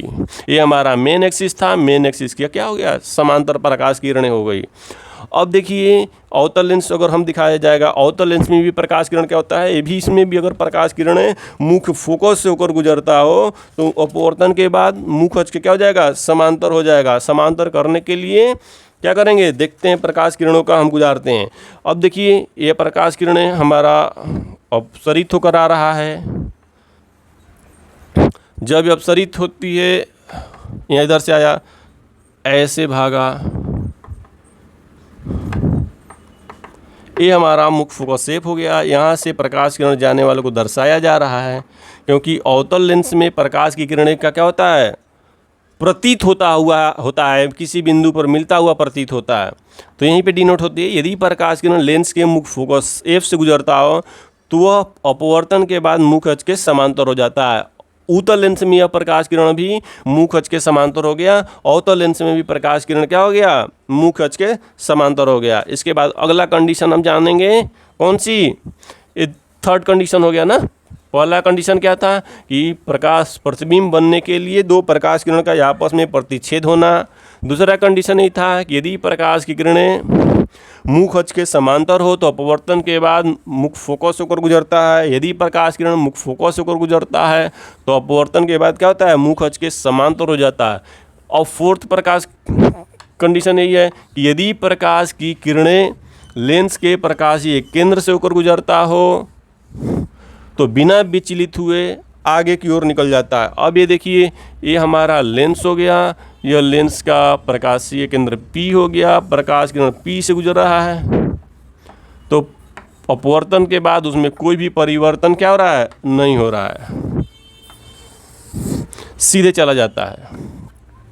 तो यदि प्रकाश की किरणें लेंस के प्रकाशीय केंद्र से होकर गुजरता है तो वह सीधे निकल जाता है, निर्गत हो जाता है, यानी उसके पथ में कोई भी विचलन नहीं होता है। तो ये हमारा फोर्थ कंडीशन था किसी भी वस्तु का प्रतिबिंब बनने के लिए। अब देखिए इसमें हमारा कई डिफिनीशन आया है। एक आया है प्रकाशीय केंद्र। प्रकाशीय केंद्र क्या होता है वो मैं एक बार बता देता हूँ, आप ध्यान देना। प्रकाशीय केंद्र क्या होता है? यह लेंस है, लेंस का मध्य बिंदु को प्रकाशीय केंद्र P कहते हैं। लेंस के मध्य बिंदु को लेंस का प्रकाशीय केंद्र कहते हैं। इसका भी मध्य बिंदु है, इसी को प्रकाशीय केंद्र कहते हैं। एक डिफिनीशन और हो सकती है इसमें, देखिए प्रकाशीय केंद्र में क्या कह सकते हैं कि ये लेंस के प्रथम पृष्ठ है, क्या है? फर्स्ट पृष्ठ है, ये सेकेंड पृष्ठ है। इसमें भी फर्स्ट पृष्ठ हो गया, ये सेकेंड पृष्ठ हो गया। तो लेंस के प्रथम पृष्ठ से आने वाली प्रकाश की किरणें, लेंस के प्रथम पृष्ठ पर आपतित होने वाली प्रकाश किरणें और दूसरे पृष्ठ से अपवर्तित होने वाली प्रकाश किरणें, लेंस के प्रथम पृष्ठ से आपतित होने वाली प्रकाश किरणें, दूसरे पृष्ठ से निर्गत होने वाली प्रकाश किरणें यदि आपस में समांतर हो, आपतित होने वाली प्रकाश किरणें, निर्गत प्रकाश किरणें यदि आपस में समांतर हो तो अपवर्तित किरणें लेंस के मुख्य अक्ष को जिस बिंदु पर काटता है उस बिंदु को उस लेंस का प्रकाशीय केंद्र कहते हैं। अपवर्तित किरण लेंस के मुख्य अक्ष को जिस बिंदु पर काटता है उस बिंदु को उस लेंस का क्या कहते हैं? प्रकाशीय केंद्र कहते हैं। प्रकाशीय केंद्र मीन्स ऑप्टिकल सेंटर, लिख देते हैं OPTICAL, optical centre. Optical centre किसे कहते हैं? यदि प्रकाश लेंस के प्रथम पृष्ठ पे आने वाली आपतित किरण, दूसरे पृष्ठ से निकलने वाली निर्गत किरण यदि आपस में समानांतर हो, लेंस के प्रथम पृष्ठ पे आने वाली आपतित किरण, दूसरे पृष्ठ से निकलने वाली निर्गत किरण यदि आपस में समांतर हो तो अपवर्तित किरण लेंस के मुख्य अक्ष को जिस बिंदु पर काटता है उस बिंदु को लेंस का प्रकाशीय केंद्र कहते हैं। प्रकाशीय केंद्र को P से प्रदर्शित करते हैं। तो सीधे चला जाता है, जहाँ पर दो प्रकाश किरण आपस में प्रतिच्छेद करता है उस बिंदु का प्रतिबिंब हमारा बन जाता है। अब देखिए, मान लेते हैं यह हमारा वस्तु है, प्रतिबिंब यहाँ पर रखा गया। मान लेते हैं वस्तु है, वस्तु की ऊंचाई h1 है, प्रतिबिंब की ऊंचाई h2 है, वस्तु हमारा AO है, प्रतिबिंब का नाम हमारा IB रख देते हैं, प्रकाश किरण A हमारा प्रकाशीय केंद्र P है। तो यहाँ से हम देखते हैं कि अगर आवर्धन को अगर ज्ञात करना होता है, आवर्धन को हम डिनोट करते हैं M से प्रदर्शित करते हैं। मैग्नीफिकेशन होता है, मैग्नीफिकेशन का फर्स्ट लेटर M होता है, तो इसको आवर्धन करते हैं। आवर्धन को M से डिनोट किया जाता है। आवर्धन बराबर होता है क्या है कि प्रतिबिंब की ऊंचाई और वस्तु की ऊंचाई के अनुपात को आवर्धन कहते हैं। आवर्धन बराबर क्या होता है, M बराबर होता है प्रतिबिंब की ऊंचाई, प्रतिबिंब की ऊंचाई अपन में वस्तु की ऊंचाई, वस्तु की ऊंचाई। अभी हम लोगों ने डिनोट किया था कि प्रतिबिंब की ऊंचाई क्या था, हमारा h2 था और वस्तु की ऊंचाई क्या था, h1 था। m बराबर हो जाएगा प्रतिबिंब की ऊंचाई h2 अपन में वस्तु की ऊंचाई h1। प्रतिबिंब की ऊंचाई क्या था, h2 और वस्तु की ऊंचाई h1, तो m बराबर हो जाएगा h2 अपन में h1। उसी तरह देखा जाएगा कि प्रतिबिंब आवर्धन हमारा एक डिफिनीशन और बनता है। आवर्धन बराबर होता है प्रतिबिंब दूरी अपन में वस्तु दूरी। क्या होता है, प्रतिबिंब दूरी और वस्तु दूरी के अनुपात को भी आवर्धन कहते हैं। आवर्धन को m से डिनोट की जाती है। आवर्धन m बराबर लिख सकते हैं, आवर्धन हो गया, आवर्धन को m से डिनोट किया जाता है। m बराबर हम लिख दें प्रतिबिंब दूरी। प्रतिबिंब की दूरी को हमेशा v से प्रदर्शित करते हैं और वस्तु दूरी को हमेशा u से प्रदर्शित करते हैं। प्रतिबिंब दूरी हमारा क्या हो जाएगा, p से, प्रकाशीय केंद्र P से I के बीच की दूरी pi हमारा क्या हो गया, प्रतिबिंब दूरी हो गया। प्रतिबिंब दूरी को v से प्रदर्शित करते हैं। वस्तु दूरी हमारा कितना है, OP है। O से P के बीच की दूरी को वस्तु दूरी कहते हैं। वस्तु दूरी को हमेशा U से डिनोट करते हैं। तो आवर्धन m बराबर क्या हो जाएगा, प्रतिबिंब दूरी अपन में वस्तु दूरी लिख देते हैं। क्या लिखेंगे, m बराबर प्रतिबिंब दूरी अपन में वस्तु दूरी।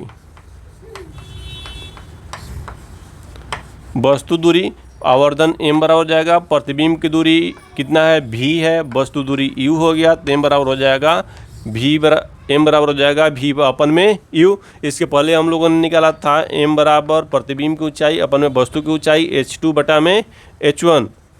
संबंध ज्ञात करेंगे किसमें, फोकस दूरी, वस्तु दूरी और प्रतिबिंब दूरी में संबंध ज्ञात करेंगे। किसके, लेंस सूत्र का। कौन सी लेंस, जैसे हमारे पास एक लेंस है और उत्तल लेंस, कॉन्वेक्स लेंस के माध्यम से लेंस सूत्र का स्थापना करेंगे, लेंस सूत्र का निगमन करेंगे, वेरिफिकेशन करेंगे कि कैसे यह प्राप्त होता है, इसके बारे में हम देखेंगे। चलिए डायग्राम हम बनाते हैं। इसमें देखिए, ये हमारा लेंस है, लेंस का नाम रख देते हैं MN। यह MN है। MN क्या है, MN एक हमारा लेंस है, कॉन्वेक्स लेंस है और यह इसका प्रकाशीय केंद्र P है। इसके सामने कोई वस्तु है, ऑब्जेक्ट, जिसका इमेज बन रहा है, अपोजिट इमेज बन रहा है, उल्टा इमेज बन रहा है I। प्रकाश की किरण आपतित हो रही है, समांतर प्रकाश किरण आपतित हो रहा है। जब समांतर प्रकाश किरण आपतित होता है तो मुख्य फोकस F से होकर गुजरता है। ये हमारा मुख्य फोकस F हो गया, यहाँ से गुजर रहा है। एक प्रकाश किरण सीधी जाती है प्रकाशीय केंद्र से। जब प्रकाश की किरण कोई भी प्रकाशीय केंद्र से होकर गुजरता है तो वह अपने पथ में कोई भी विचलन नहीं होता है, उसमें डायरेक्ट सीधी रेखा में गुजर जाती है। तो एक किरण यह गुजर रहा है। अब इसका हम जैसे वस्तु है, ऑब्जेक्ट, इसका नाम रख दिए AO। ये हमारा इमेज है I, इसका नाम रख दिए B। समांतर प्रकाश की किरण A जो है हमारी D पे आ रही है। A से D हमारा यह बिंदु है। ये मान लेते हैं यहाँ से यहाँ की जो बिंदु है, ये बिंदु D है और यहाँ लाइन DP है। अब देखिए वस्तु रखी गई है, वस्तु से ध्रुव के बीच की दूरी को वस्तु दूरी कहते हैं। वस्तु दूरी को u से प्रदर्शित करते हैं। और वस्तु दूरी u क्या है, यहाँ पर देखिए u मतलब कि OP, O से P की दूरी हमारी वस्तु दूरी है, u हो गया। अब प्रतिबिंब से ध्रुव के बीच की दूरी को प्रतिबिंब दूरी कहते हैं। प्रतिबिंब I है और ध्रुव P है, ध्रुव P से I के बीच की दूरी प्रतिबिंब दूरी हो गया। प्रतिबिंब दूरी को V से डिनोट करते हैं और प्रतिबिंब दूरी क्या है, IP हो गया, IP हो गया। और हमारा किस में ज्ञात करना है, U हो गया, V हो गया और F 100 देखते हैं। F क्या है कि मुख्य फोकस और प्रकाशीय केंद्र के बीच की दूरी को फोकस दूरी कहते हैं। मुख्य फोकस यह हो गया और प्रकाशीय केंद्र हमारा यह है। यहाँ से बीच की दूरी को फोकस दूरी कहते हैं। फोकस दूरी को F से प्रदर्शित करते हैं। यह क्या है, PF।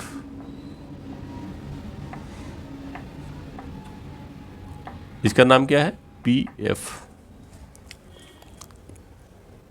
डायग्राम क्लियर हो गया है। आप लोग को इसके बारे में कुछ पूछना है, एक बार मैं रिपीट करता हूँ। देखिए ए ऑब्जेक्ट है, O ऑब्जेक्ट है, AO वस्तु, जिसका इमेज बन रहा है I इमेज है, जिसका पूरा नाम IB है। वस्तु ऊपर रखा गया सीधा, वस्तु हमेशा सीधा स्ट्रेट रखते हैं। इमेज भी उसका स्ट्रेट बनता है इससे सीधा, क्योंकि जब ऑब्जेक्ट है, ऑब्जेक्ट पे जब एरो का निशान होता है तीर का, तो तीर अगर ऊपर है तो जान लीजिए कि वस्तु सीधा बन रही है। अगर तीर नीचे है तो मान लीजिए कि वस्तु का सिर नीचे लटका हुआ है, पैर के बदौलत लटका गया, दिया गया उसको। तो ए हमारा एरो रह गया, एओ वस्तु है सीधा ऊपर की ओर, ए प्रतिबिंब IB है, फोकस F है, प्रकाशीय केंद्र P है, MN लेंस का हमारा नाम है, D और P इसके समांतर ये रेखा जा रही थी, इनके बीच की दूरी मतलब कि जितना AO होगा उतना ही हमारा DP होगा, क्योंकि A और D हमारा जो पैरेलल लाइन है, आपतित किरण के है, इंसिडेंट रे है जो पैरेलल आ रही है किसके, मुख्य अक्ष के।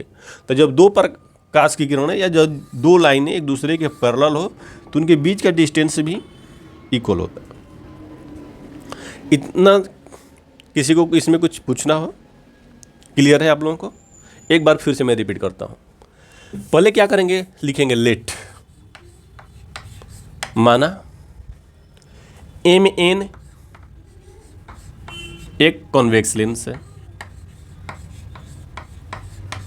MN क्या है, माना MN एक कॉन्वेक्स लेंस है जिसका प्रकाशीय केंद्र P, फोकस F तथा वस्तु AO है, वस्तु AO है, जिसका प्रतिबिंब IB वास्तविक, उल्टा, बड़ा और वस्तु के बराबर बन रहा है।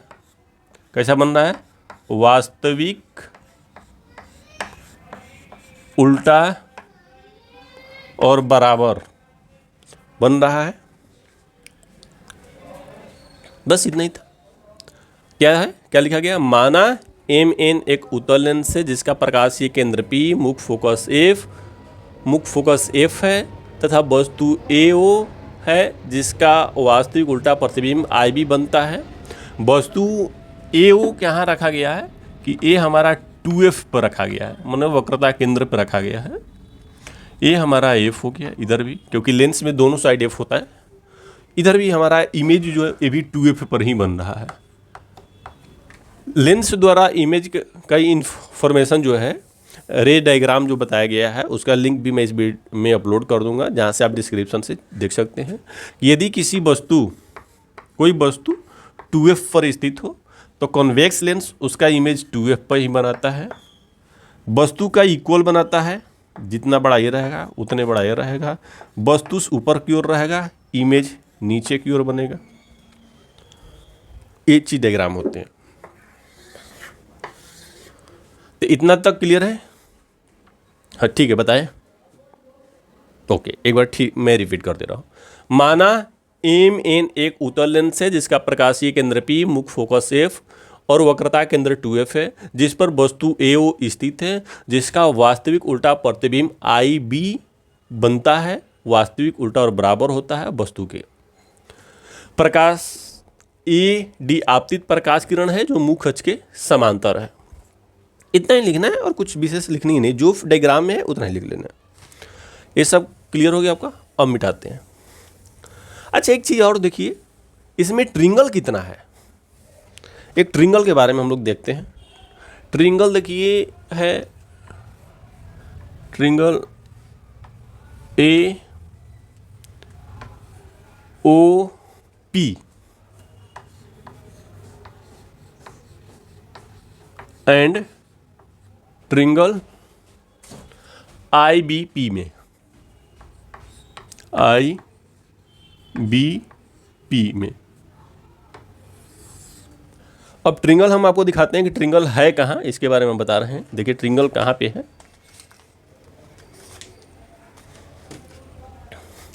ट्रिंगल AO हमारा ये है,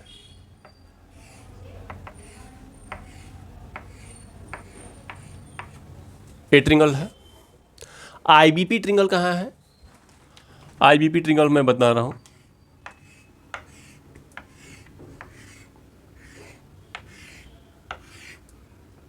यह हमारा जो ट्रिंगल है IBP है। तो इसमें AOP और IBP ये हमारा ट्रिंगल है। इसको देखते हैं। वस्तु हमेशा सीधी रखी जाती है, यानी 90 डिग्री बनाता है, तो वो हमारा यहाँ पर 90 डिग्री का एंगल होगा। इमेज भी सीधा ही बनता है, तो ये भी 90 डिग्री होगा। लिख देते हैं। क्या लिखेंगे? Angle AOP equal angle BIP, angle BIP। AOP इस एंगल का O वाला एंगल और I वाला एंगल लिख दिए। कितना है? तो 90 डिग्री है, ये भी लिख दिए। क्यों 90 डिग्री है? क्योंकि वस्तु सीधा रखा गया है, तो प्रतिबिंब भी सीधा ही बनेगा। अब देखते हैं, एक एंगल हमारा यह है और यह एंगल भी इक्वल है। क्यों? क्योंकि जब दो तिर्यक रेखा आपस में प्रतिच्छेद करता हो तो आमने सामने का जो कोण बनता है वो इक्वल होता है। यह कोण इस कोण के इक्वल हो जाएगा और यह जो कोण होता है इस कोण का इक्वल हो जाएगा। इस एंगल का क्या नाम है? कोई बता पाएगा? क्या नाम है? हाँ, बिल्कुल सही, इसको कहते हैं सम्मुख कोण।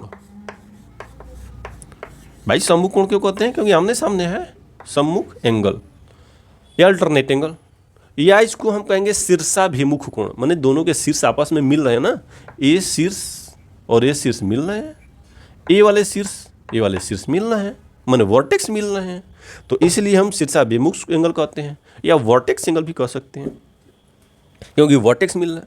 तो इस हिसाब से हमारा एंगल जो होगा, यह एंगल P और एंगल P दोनों में हमारा क्या है? इक्वल है, दोनों में शामिल है, कॉमन है। तो इसका पूरा नाम लिख देते हैं, P एंगल इक्वल है P एंगल का। भाई नाम लिखना होगा ना, P का इसमें क्या होगा? APO ऐसे लिख देते हैं, APO एंगल का निशान दे दिया। इसमें भी P एंगल है, इसका क्या लिखेंगे? BPI angle BPI। भाई आप लोगों ने बताया कौन से एंगल से है? सम्मुख कोण है, लिख लीजिए, सम्मुख कोण है, एंगल के सिंबल दे दिया। अब एक चीज देखिए, कोई ट्रिंगल है और ट्रिंगल में दो एंगल इक्वल है, यह 90 डिग्री हो गया, यह भी 90 डिग्री हो गया। अगर यह कोण 60 डिग्री हो गया, यह कोण भी 60 होगा, तो 90 प्लस 60 कितना हो जाएगा? 150। इसका भी 90 प्लस 60 क्या हो जाएगा? 150। तो यह कोण कितना होगा? इसमें वैल्यू 30, इसमें भी वैल्यू 32 आया कि नहीं आया? मतलब किसी भी ट्रिंगल में यदि दो कोण आपस में इक्वल हो तो उसका थर्ड एंगल भी इक्वल होगा। यानी कह सकते हैं कि एंगल ए और एंगल बी आपस में इक्वल होगा। यदि किसी त्रिभुज के दो एंगल भी इक्वल होते हैं तो तीसरा एंगल भी ऑटोमेटिकली इक्वल हो जाते हैं।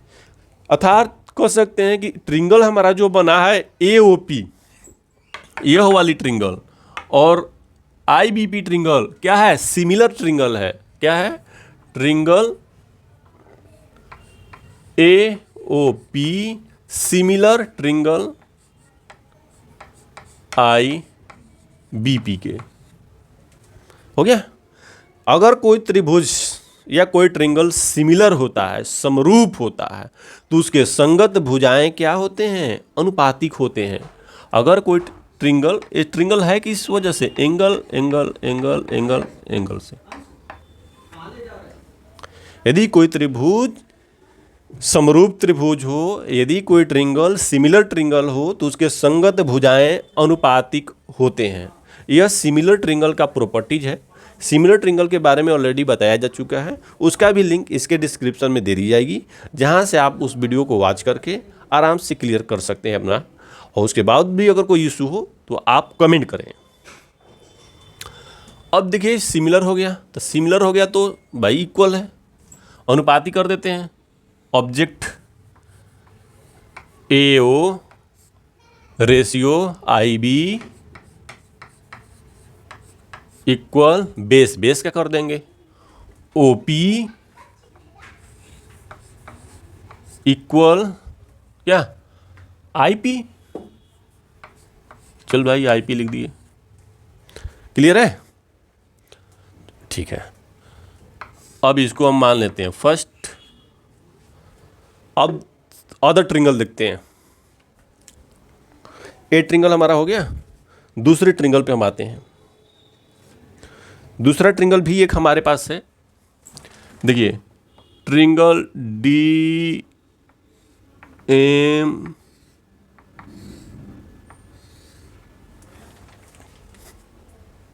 DMF, और एक ट्रिंगल है हमारा BIF।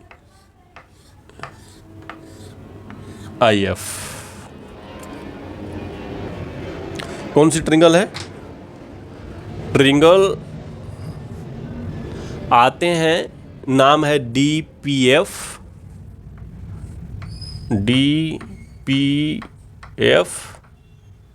एंड ट्रिंगल किसमें? IBF में। बहुत आसान चीज़ है, थोड़ा सा आप ध्यान देंगे इजीली से बन जाते हैं, कुछ है ही नहीं इसमें। अब DPF में देखिए AO ये सिमिलर है, तो A भी सिमिलर है, तो 90 डिग्री ये भी बनाएगा।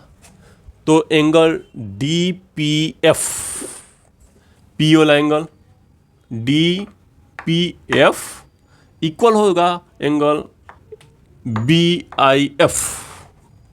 क्या हो जाएगा? Angle DPF equal angle BIF।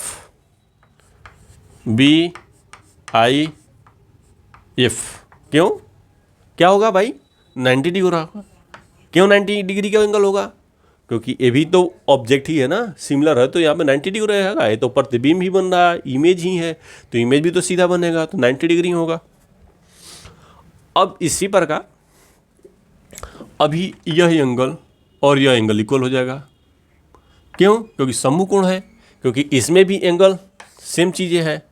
Angle F हमारा जो है यहाँ भी है, यहाँ भी है, तो एंगल इसमें भी है। यानी कह सकते हैं PFD एंगल क्या हो जाएगा? BFI के। PFD यह एंगल IFB के, तो लिख देंगे angle PFD D equal PFD और BFI के। BFI के क्या है भैया? ये कि समकोण है। सम्मुख कोण है, एंगल है, वर्टेक्स एंगल या अल्टरनेट एंगल या शीर्षाभिमुख कोण कर सकते हैं। इतना हो गया। फिर सेम चीज़ हो गया, यदि किसी त्रिभुज के दो कोण इक्वल होते हैं तो थर्ड कोण क्या हो जाएंगे, आपस में ऑटोमेटिकली इक्वल हो जाएंगे। यानी कह सकते हैं कि त्रिभुज DPF और त्रिभुज BIF क्या है, सिमिलर ट्रिंगल है। क्या है, समरूप त्रिभुज है। कौन कौन, ट्रिंगल DPF सिमिलर है ट्रिंगल IBF के। इस सिमिलर का सिंबल होता है, क्यों लिखेंगे, सिमिलर ऐसे लिखेंगे, सिमिलर। अब मैथ में सिमिलर ऐसे ही लिख दिए, या आप हिंदी में लिखेंगे समरूप, तो भाई समरूप को ऐसे लिख दिए, मैंने सेम चीज़ हो गई। तो उसे लिखने से थोड़ा सा ना कि सिंबल लिख के यूज करेंगे तो इजीली हो जाएगी, स्पेस भी बचेगा, या आपका पेज भी बचेगा, टाइम भी बचेगा। तो समरूप है, जब किसी त्रिभुज के समरूप होते हैं, किसे समरूप है भाई, AB एंगल से है, AA से है, क्योंकि दो एंगल इक्वल होंगे, थर्ड इक्वल ऑटोमेटिकली हो गए तो समरूप हो गए। जब समरूप होते हैं कोई भी ट्रिंगल्स तो उसकी जो भुजाएं हैं, जो साइड होता है वह ऑटोमेटिकली क्या होता है, समानुपातिक होता है, माने समान अनुपात में डिवाइड करता है। तो यहाँ पर क्या करेंगे, लिख देंगे, पहले ऑब्जेक्ट लिखते हैं DP क्या हो गया, दिल्ली पब्लिक, DP इक्वल हो जाएगा BI, नहीं IB लिख देते हैं, IB इक्वल बेस का लिखते हैं, बेस यहाँ पे ये तो DP हम लिख लिए, ये हम लिखेंगे क्या, PF इक्वल यहाँ से IF इक्वल IF हो गया, PF IF हो गया। अभी देखिए यहाँ पर क्या था, डायग्राम में आइए, AO जो है ऑब्जेक्ट है और AD इंसिडेंट रेज है, जो क्या होता है, सिमिलर है किसके, मेन एक्सिस के, प्रिंसिपल एक्सिस के। यानी AD आपतित किरण जो है मुख्य अक्ष के समांतर है, इस वजह से AO जो है DP के इक्वल है। हम जब फिगर क्लियर किए थे वहीं पे आपको बताए थे, आप तो समझ ही चुके हैं। तो AO क्या है, DP की इक्वल है, तो DP की जगह AO लिख देते हैं, तो लिख देते हैं DP की जगह AO अपन में IB इक्वल PF अपन में IF। ये हमारा इक्वेशन सेकंड हो गया।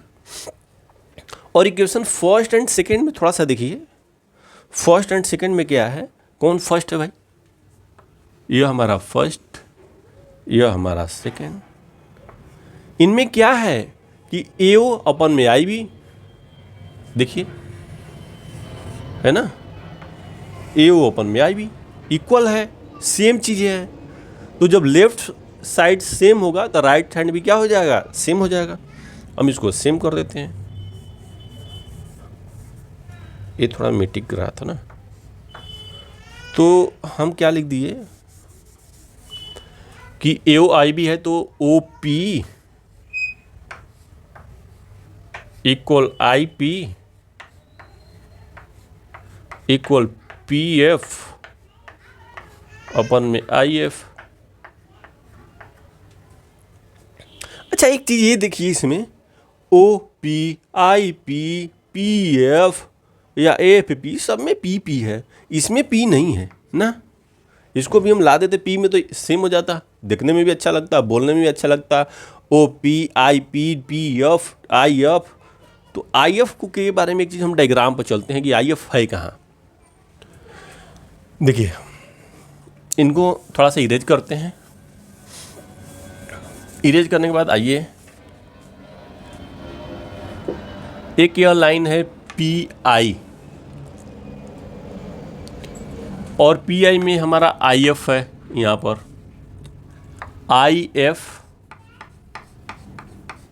प्लस PF जोड़ देंगे तो PI हो जाएगा।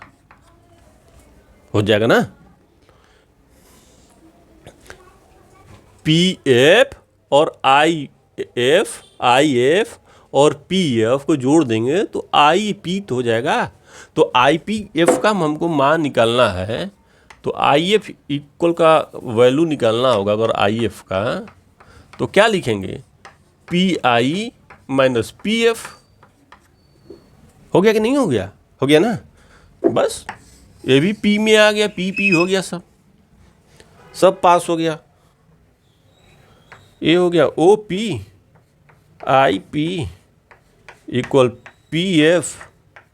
इसका मान आई एफ का क्या था, P I minus P F, P I minus P F. Board थोड़ा सा छोटा पड़ जा रहा है, चलिए बड़े बोर्ड की व्यवस्था किया जाएगा। ये चीज़ हो गया, इसको हम मान लेते हैं 3, 1 2 3, 1 नंबर 2 नंबर 3 नंबर के व्यक्ति हो गए।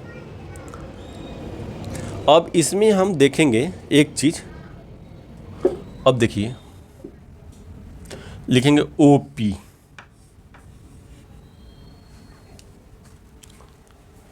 इन सबको थोड़ा सा छोटा कर दें क्या? आप लोग इसका स्क्रीनशॉट ले लीजिए या चाहे तो नोट कर लीजिए। सबसे बड़ी चीज़ है कि आप वॉच करें, जितनी बार वॉच करेंगे उतनी बार डाउट आपका क्लियर हो जाएगा, एकदम क्लियरिफिकेशन हो जाएगा। नोट वोट करने से कोई झंझट नहीं थी, कॉपी में नोट करेंगे, कॉपी में रखा रह जाएगा। एक बार अभी देखें, फिर दूसरे बार वीडियो वॉच करें, 2-3 टाइम वॉच कर लेंगे, लाइफ टाइम के लिए हो जाएगा। जिस तरह मूवी आप 1 टाइम वॉच करते हैं हमेशा के लिए याद हो जाता है, डायलॉग भी बोल देते हैं, स्टोरी भी बोल देते हैं और सॉन्ग भी गुनगुना देते हैं, और कितना उसमें चला है फायर वो भी याद हो जाती है। तो क्यों याद हो जाता है? क्योंकि आप वॉच करते हैं, केयरफुली वॉच करते हैं इंटरेस्ट के साथ। तो इसको भी वॉच करें 2-3 टाइम, बिल्कुल हो जाएगा। जब मूवी 1 टाइम वॉच करने से याद हो जाता है तो इसको 3 टाइम करिए, 4 टाइम करिए, 10 टाइम करिए, 10 टाइम। क्या याद नहीं होगा? बिल्कुल होगा भाई। जो 1 टाइम याद करने में, वॉच करने में याद हो जाती है, वो 4 टाइम 5 टाइम करते तो याद लाइफ टाइम के लिए हो जाएगा, कभी मेमोरी से उड़ेगा ही नहीं, डिलीट ही नहीं होगा। आप लोगों को बताएंगे एक वीडियो में उसके लिए भी कि मेमोरी जो होती है ना वो 2 टाइप्स का होती है, एक टेम्पोररी, एक परमानेंटली मेमोरी होती है। उसके बारे में आपका एक वीडियो दिया जाएगा जिसमें उसकी क्लास बताएंगे आपको, ताकि आप लोग, हम चाहते हैं कि हमारे बच्चे हर क्षेत्र में डेवलप करें, उनको कोई पकड़ न पाए।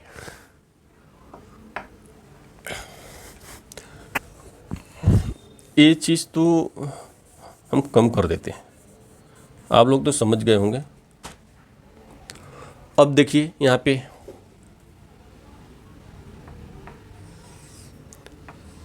ओ पी क्या है? ओ से पी वस्तु दूरी है, यू लिख दिए। यू हमेशा निगेटिव में होता है, निगेटिव लिख दिए। यू क्या होता है? निगेटिव होता है, तो निगेटिव लिख दिए। अब हमारा आता है ओ पी आई पी के बारे में लिखते हैं। आई पी क्या है? आई से पी की दूरी, माने आई इमेज है ना, तो इमेज से पी क्या है? ऑप्टिकल सेंटर है। तो आई से पी माने ध्रुव से, प्रकाशीय केंद्र से प्रतिबिंब की दूरी को प्रतिबिंब दूरी कहते हैं। प्रकाशीय केंद्र पी से और प्रतिबिंब आई के बीच की दूरी को प्रतिबिंब दूरी कहते हैं। अब प्रतिबिंब दूरी को क्या कहते हैं? वी से डिनोट किया जाता है। तो हमारा इमेज डिस्टेंस क्या है? भी है। भाई इमेज डिस्टेंस कहाँ बन रहा है? राइट साइड बन रहा है ना ऑप्टिकल सेंटर के, तो ये तो भी ही होगा, क्योंकि इसमें सिंबल पॉजिटिव ही आएगा, प्लस ही होगा। ओ पी का हो गया, आई पी का हो जाएगा। और पी एफ के बारे में हम चलते हैं। पी एफ आप लोग निकाल लिया है कि नहीं? पी एफ के बारे में नहीं जानते हैं? ई पी एफ होता है, प्रोविडेंट फंड होता है। अब जब जॉब करेंगे ना तो वहाँ पे पी एफ के बारे में बहुत बेनिफिट होती है। अच्छी कंपनी आपका होगा ना तो पी एफ जरूर काटेगा। तो पी एफ के बारे में, पी एफ यहाँ पर क्या होगा? पी एफ क्या है भाई? ध्रुव और फोकस एफ के बीच की दूरी को फोकस दूरी कहते हैं। प्रकाशीय केंद्र और मुख्य फोकस के बीच की दूरी को फोकस दूरी कहते हैं। फोकस दूरी उत्तल लेंस का क्या होता है? ये भी प्लस होता है। क्यों होता है प्लस? क्योंकि ये भी प्रकाशीय केंद्र के बाद होता है, ऑप्टिकल सेंटर के बाद है, राइट साइड में है। तो पी एफ भी हो गया। और पी आई तो निकाल लिए ना, हाँ, तो पी आई तो निकाल लीजिए और पी एफ भी निकाल लिए, पी आई भी निकाल लिए, पी एफ भी निकाल लिए। अब रख देंगे इन सभी का मान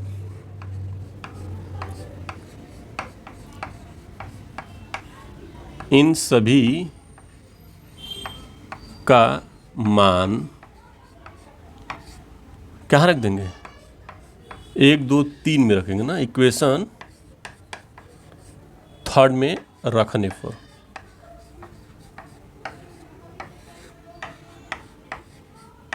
समीकरण 3 में रखिए भाई।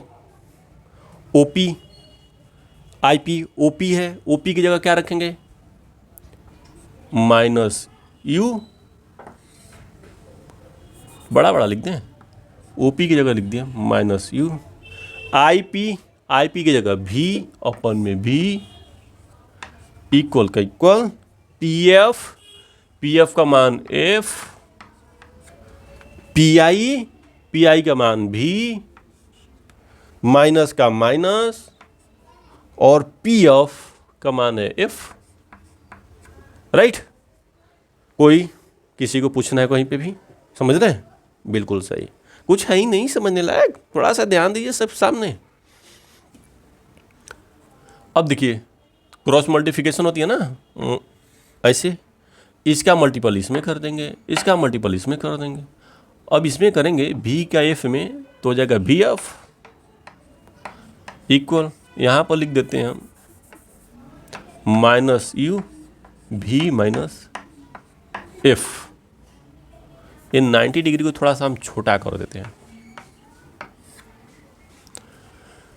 तो भी एफ इक्वल माइनस यू भी प्लस यू एफ, ये हो गया। माइनस यू का भी में होगा तो माइनस यू भी, माइनस यू का एफ में मल्टीपल हो तो चिन्ह माइनस इंटू माइनस प्लस हो गया, यू का एफ में होगा यू एफ हो गया। अब हम कहेंगे इन सभी में लिख देंगे दोनों साइड, बोथ साइड, दोनों साइड, बोथ साइड क्या करेंगे, यू भी एफ से डिवाइड करेंगे, both side you B F से डिवाइड कर देते हैं। आइए यू भी है, भी एफ है, भी एफ में कर देंगे you B F equal minus you भी अपन में यू भी एफ बनाना है जी, plus U F equal U B F.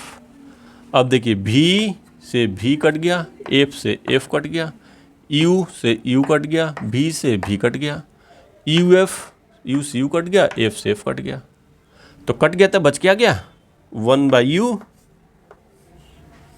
क्योंकि भी एफ तो कट ही गया था, इक्वल माइनस यू भी कट गया, 1 अपन में बचा है क्या, 1 अपन में बच गया एफ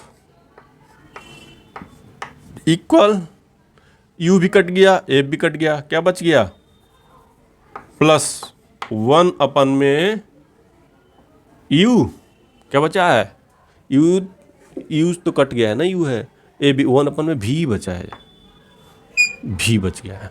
ये देखिए सिंबल माइनस था, यहाँ पर माइनस लगा दिया हमने। अब इसको हम भेज देते हैं इस साइड और इनको भेज देते हैं उस साइड।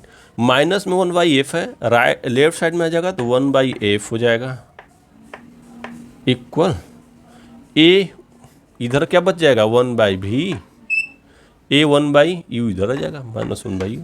अरे ये तो आ गया 1 by F equal 1 by V minus 1 by U, यही तो निकालना था ना।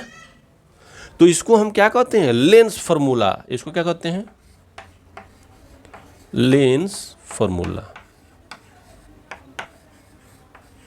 कितना आसान है, इसको हम कहेंगे लेंस फार्मूला या लेंस सूत्र कहते हैं। तो इस तरह से लेंस सूत्र का निगमन होता है। आप इसको ध्यान दें, एक बार आप फिर से वाच करेंगे और एक बार आप जाकर लिखिए। पढ़ने में अगर आप 10 पेज भी पढ़ेंगे ना, उसमें ब्रेन की यूज ही नहीं होती है। आदमी आँख खोला, पेज खटाखट खटाखट खटाखट पलटता गया पढ़ता गया पढ़ गया।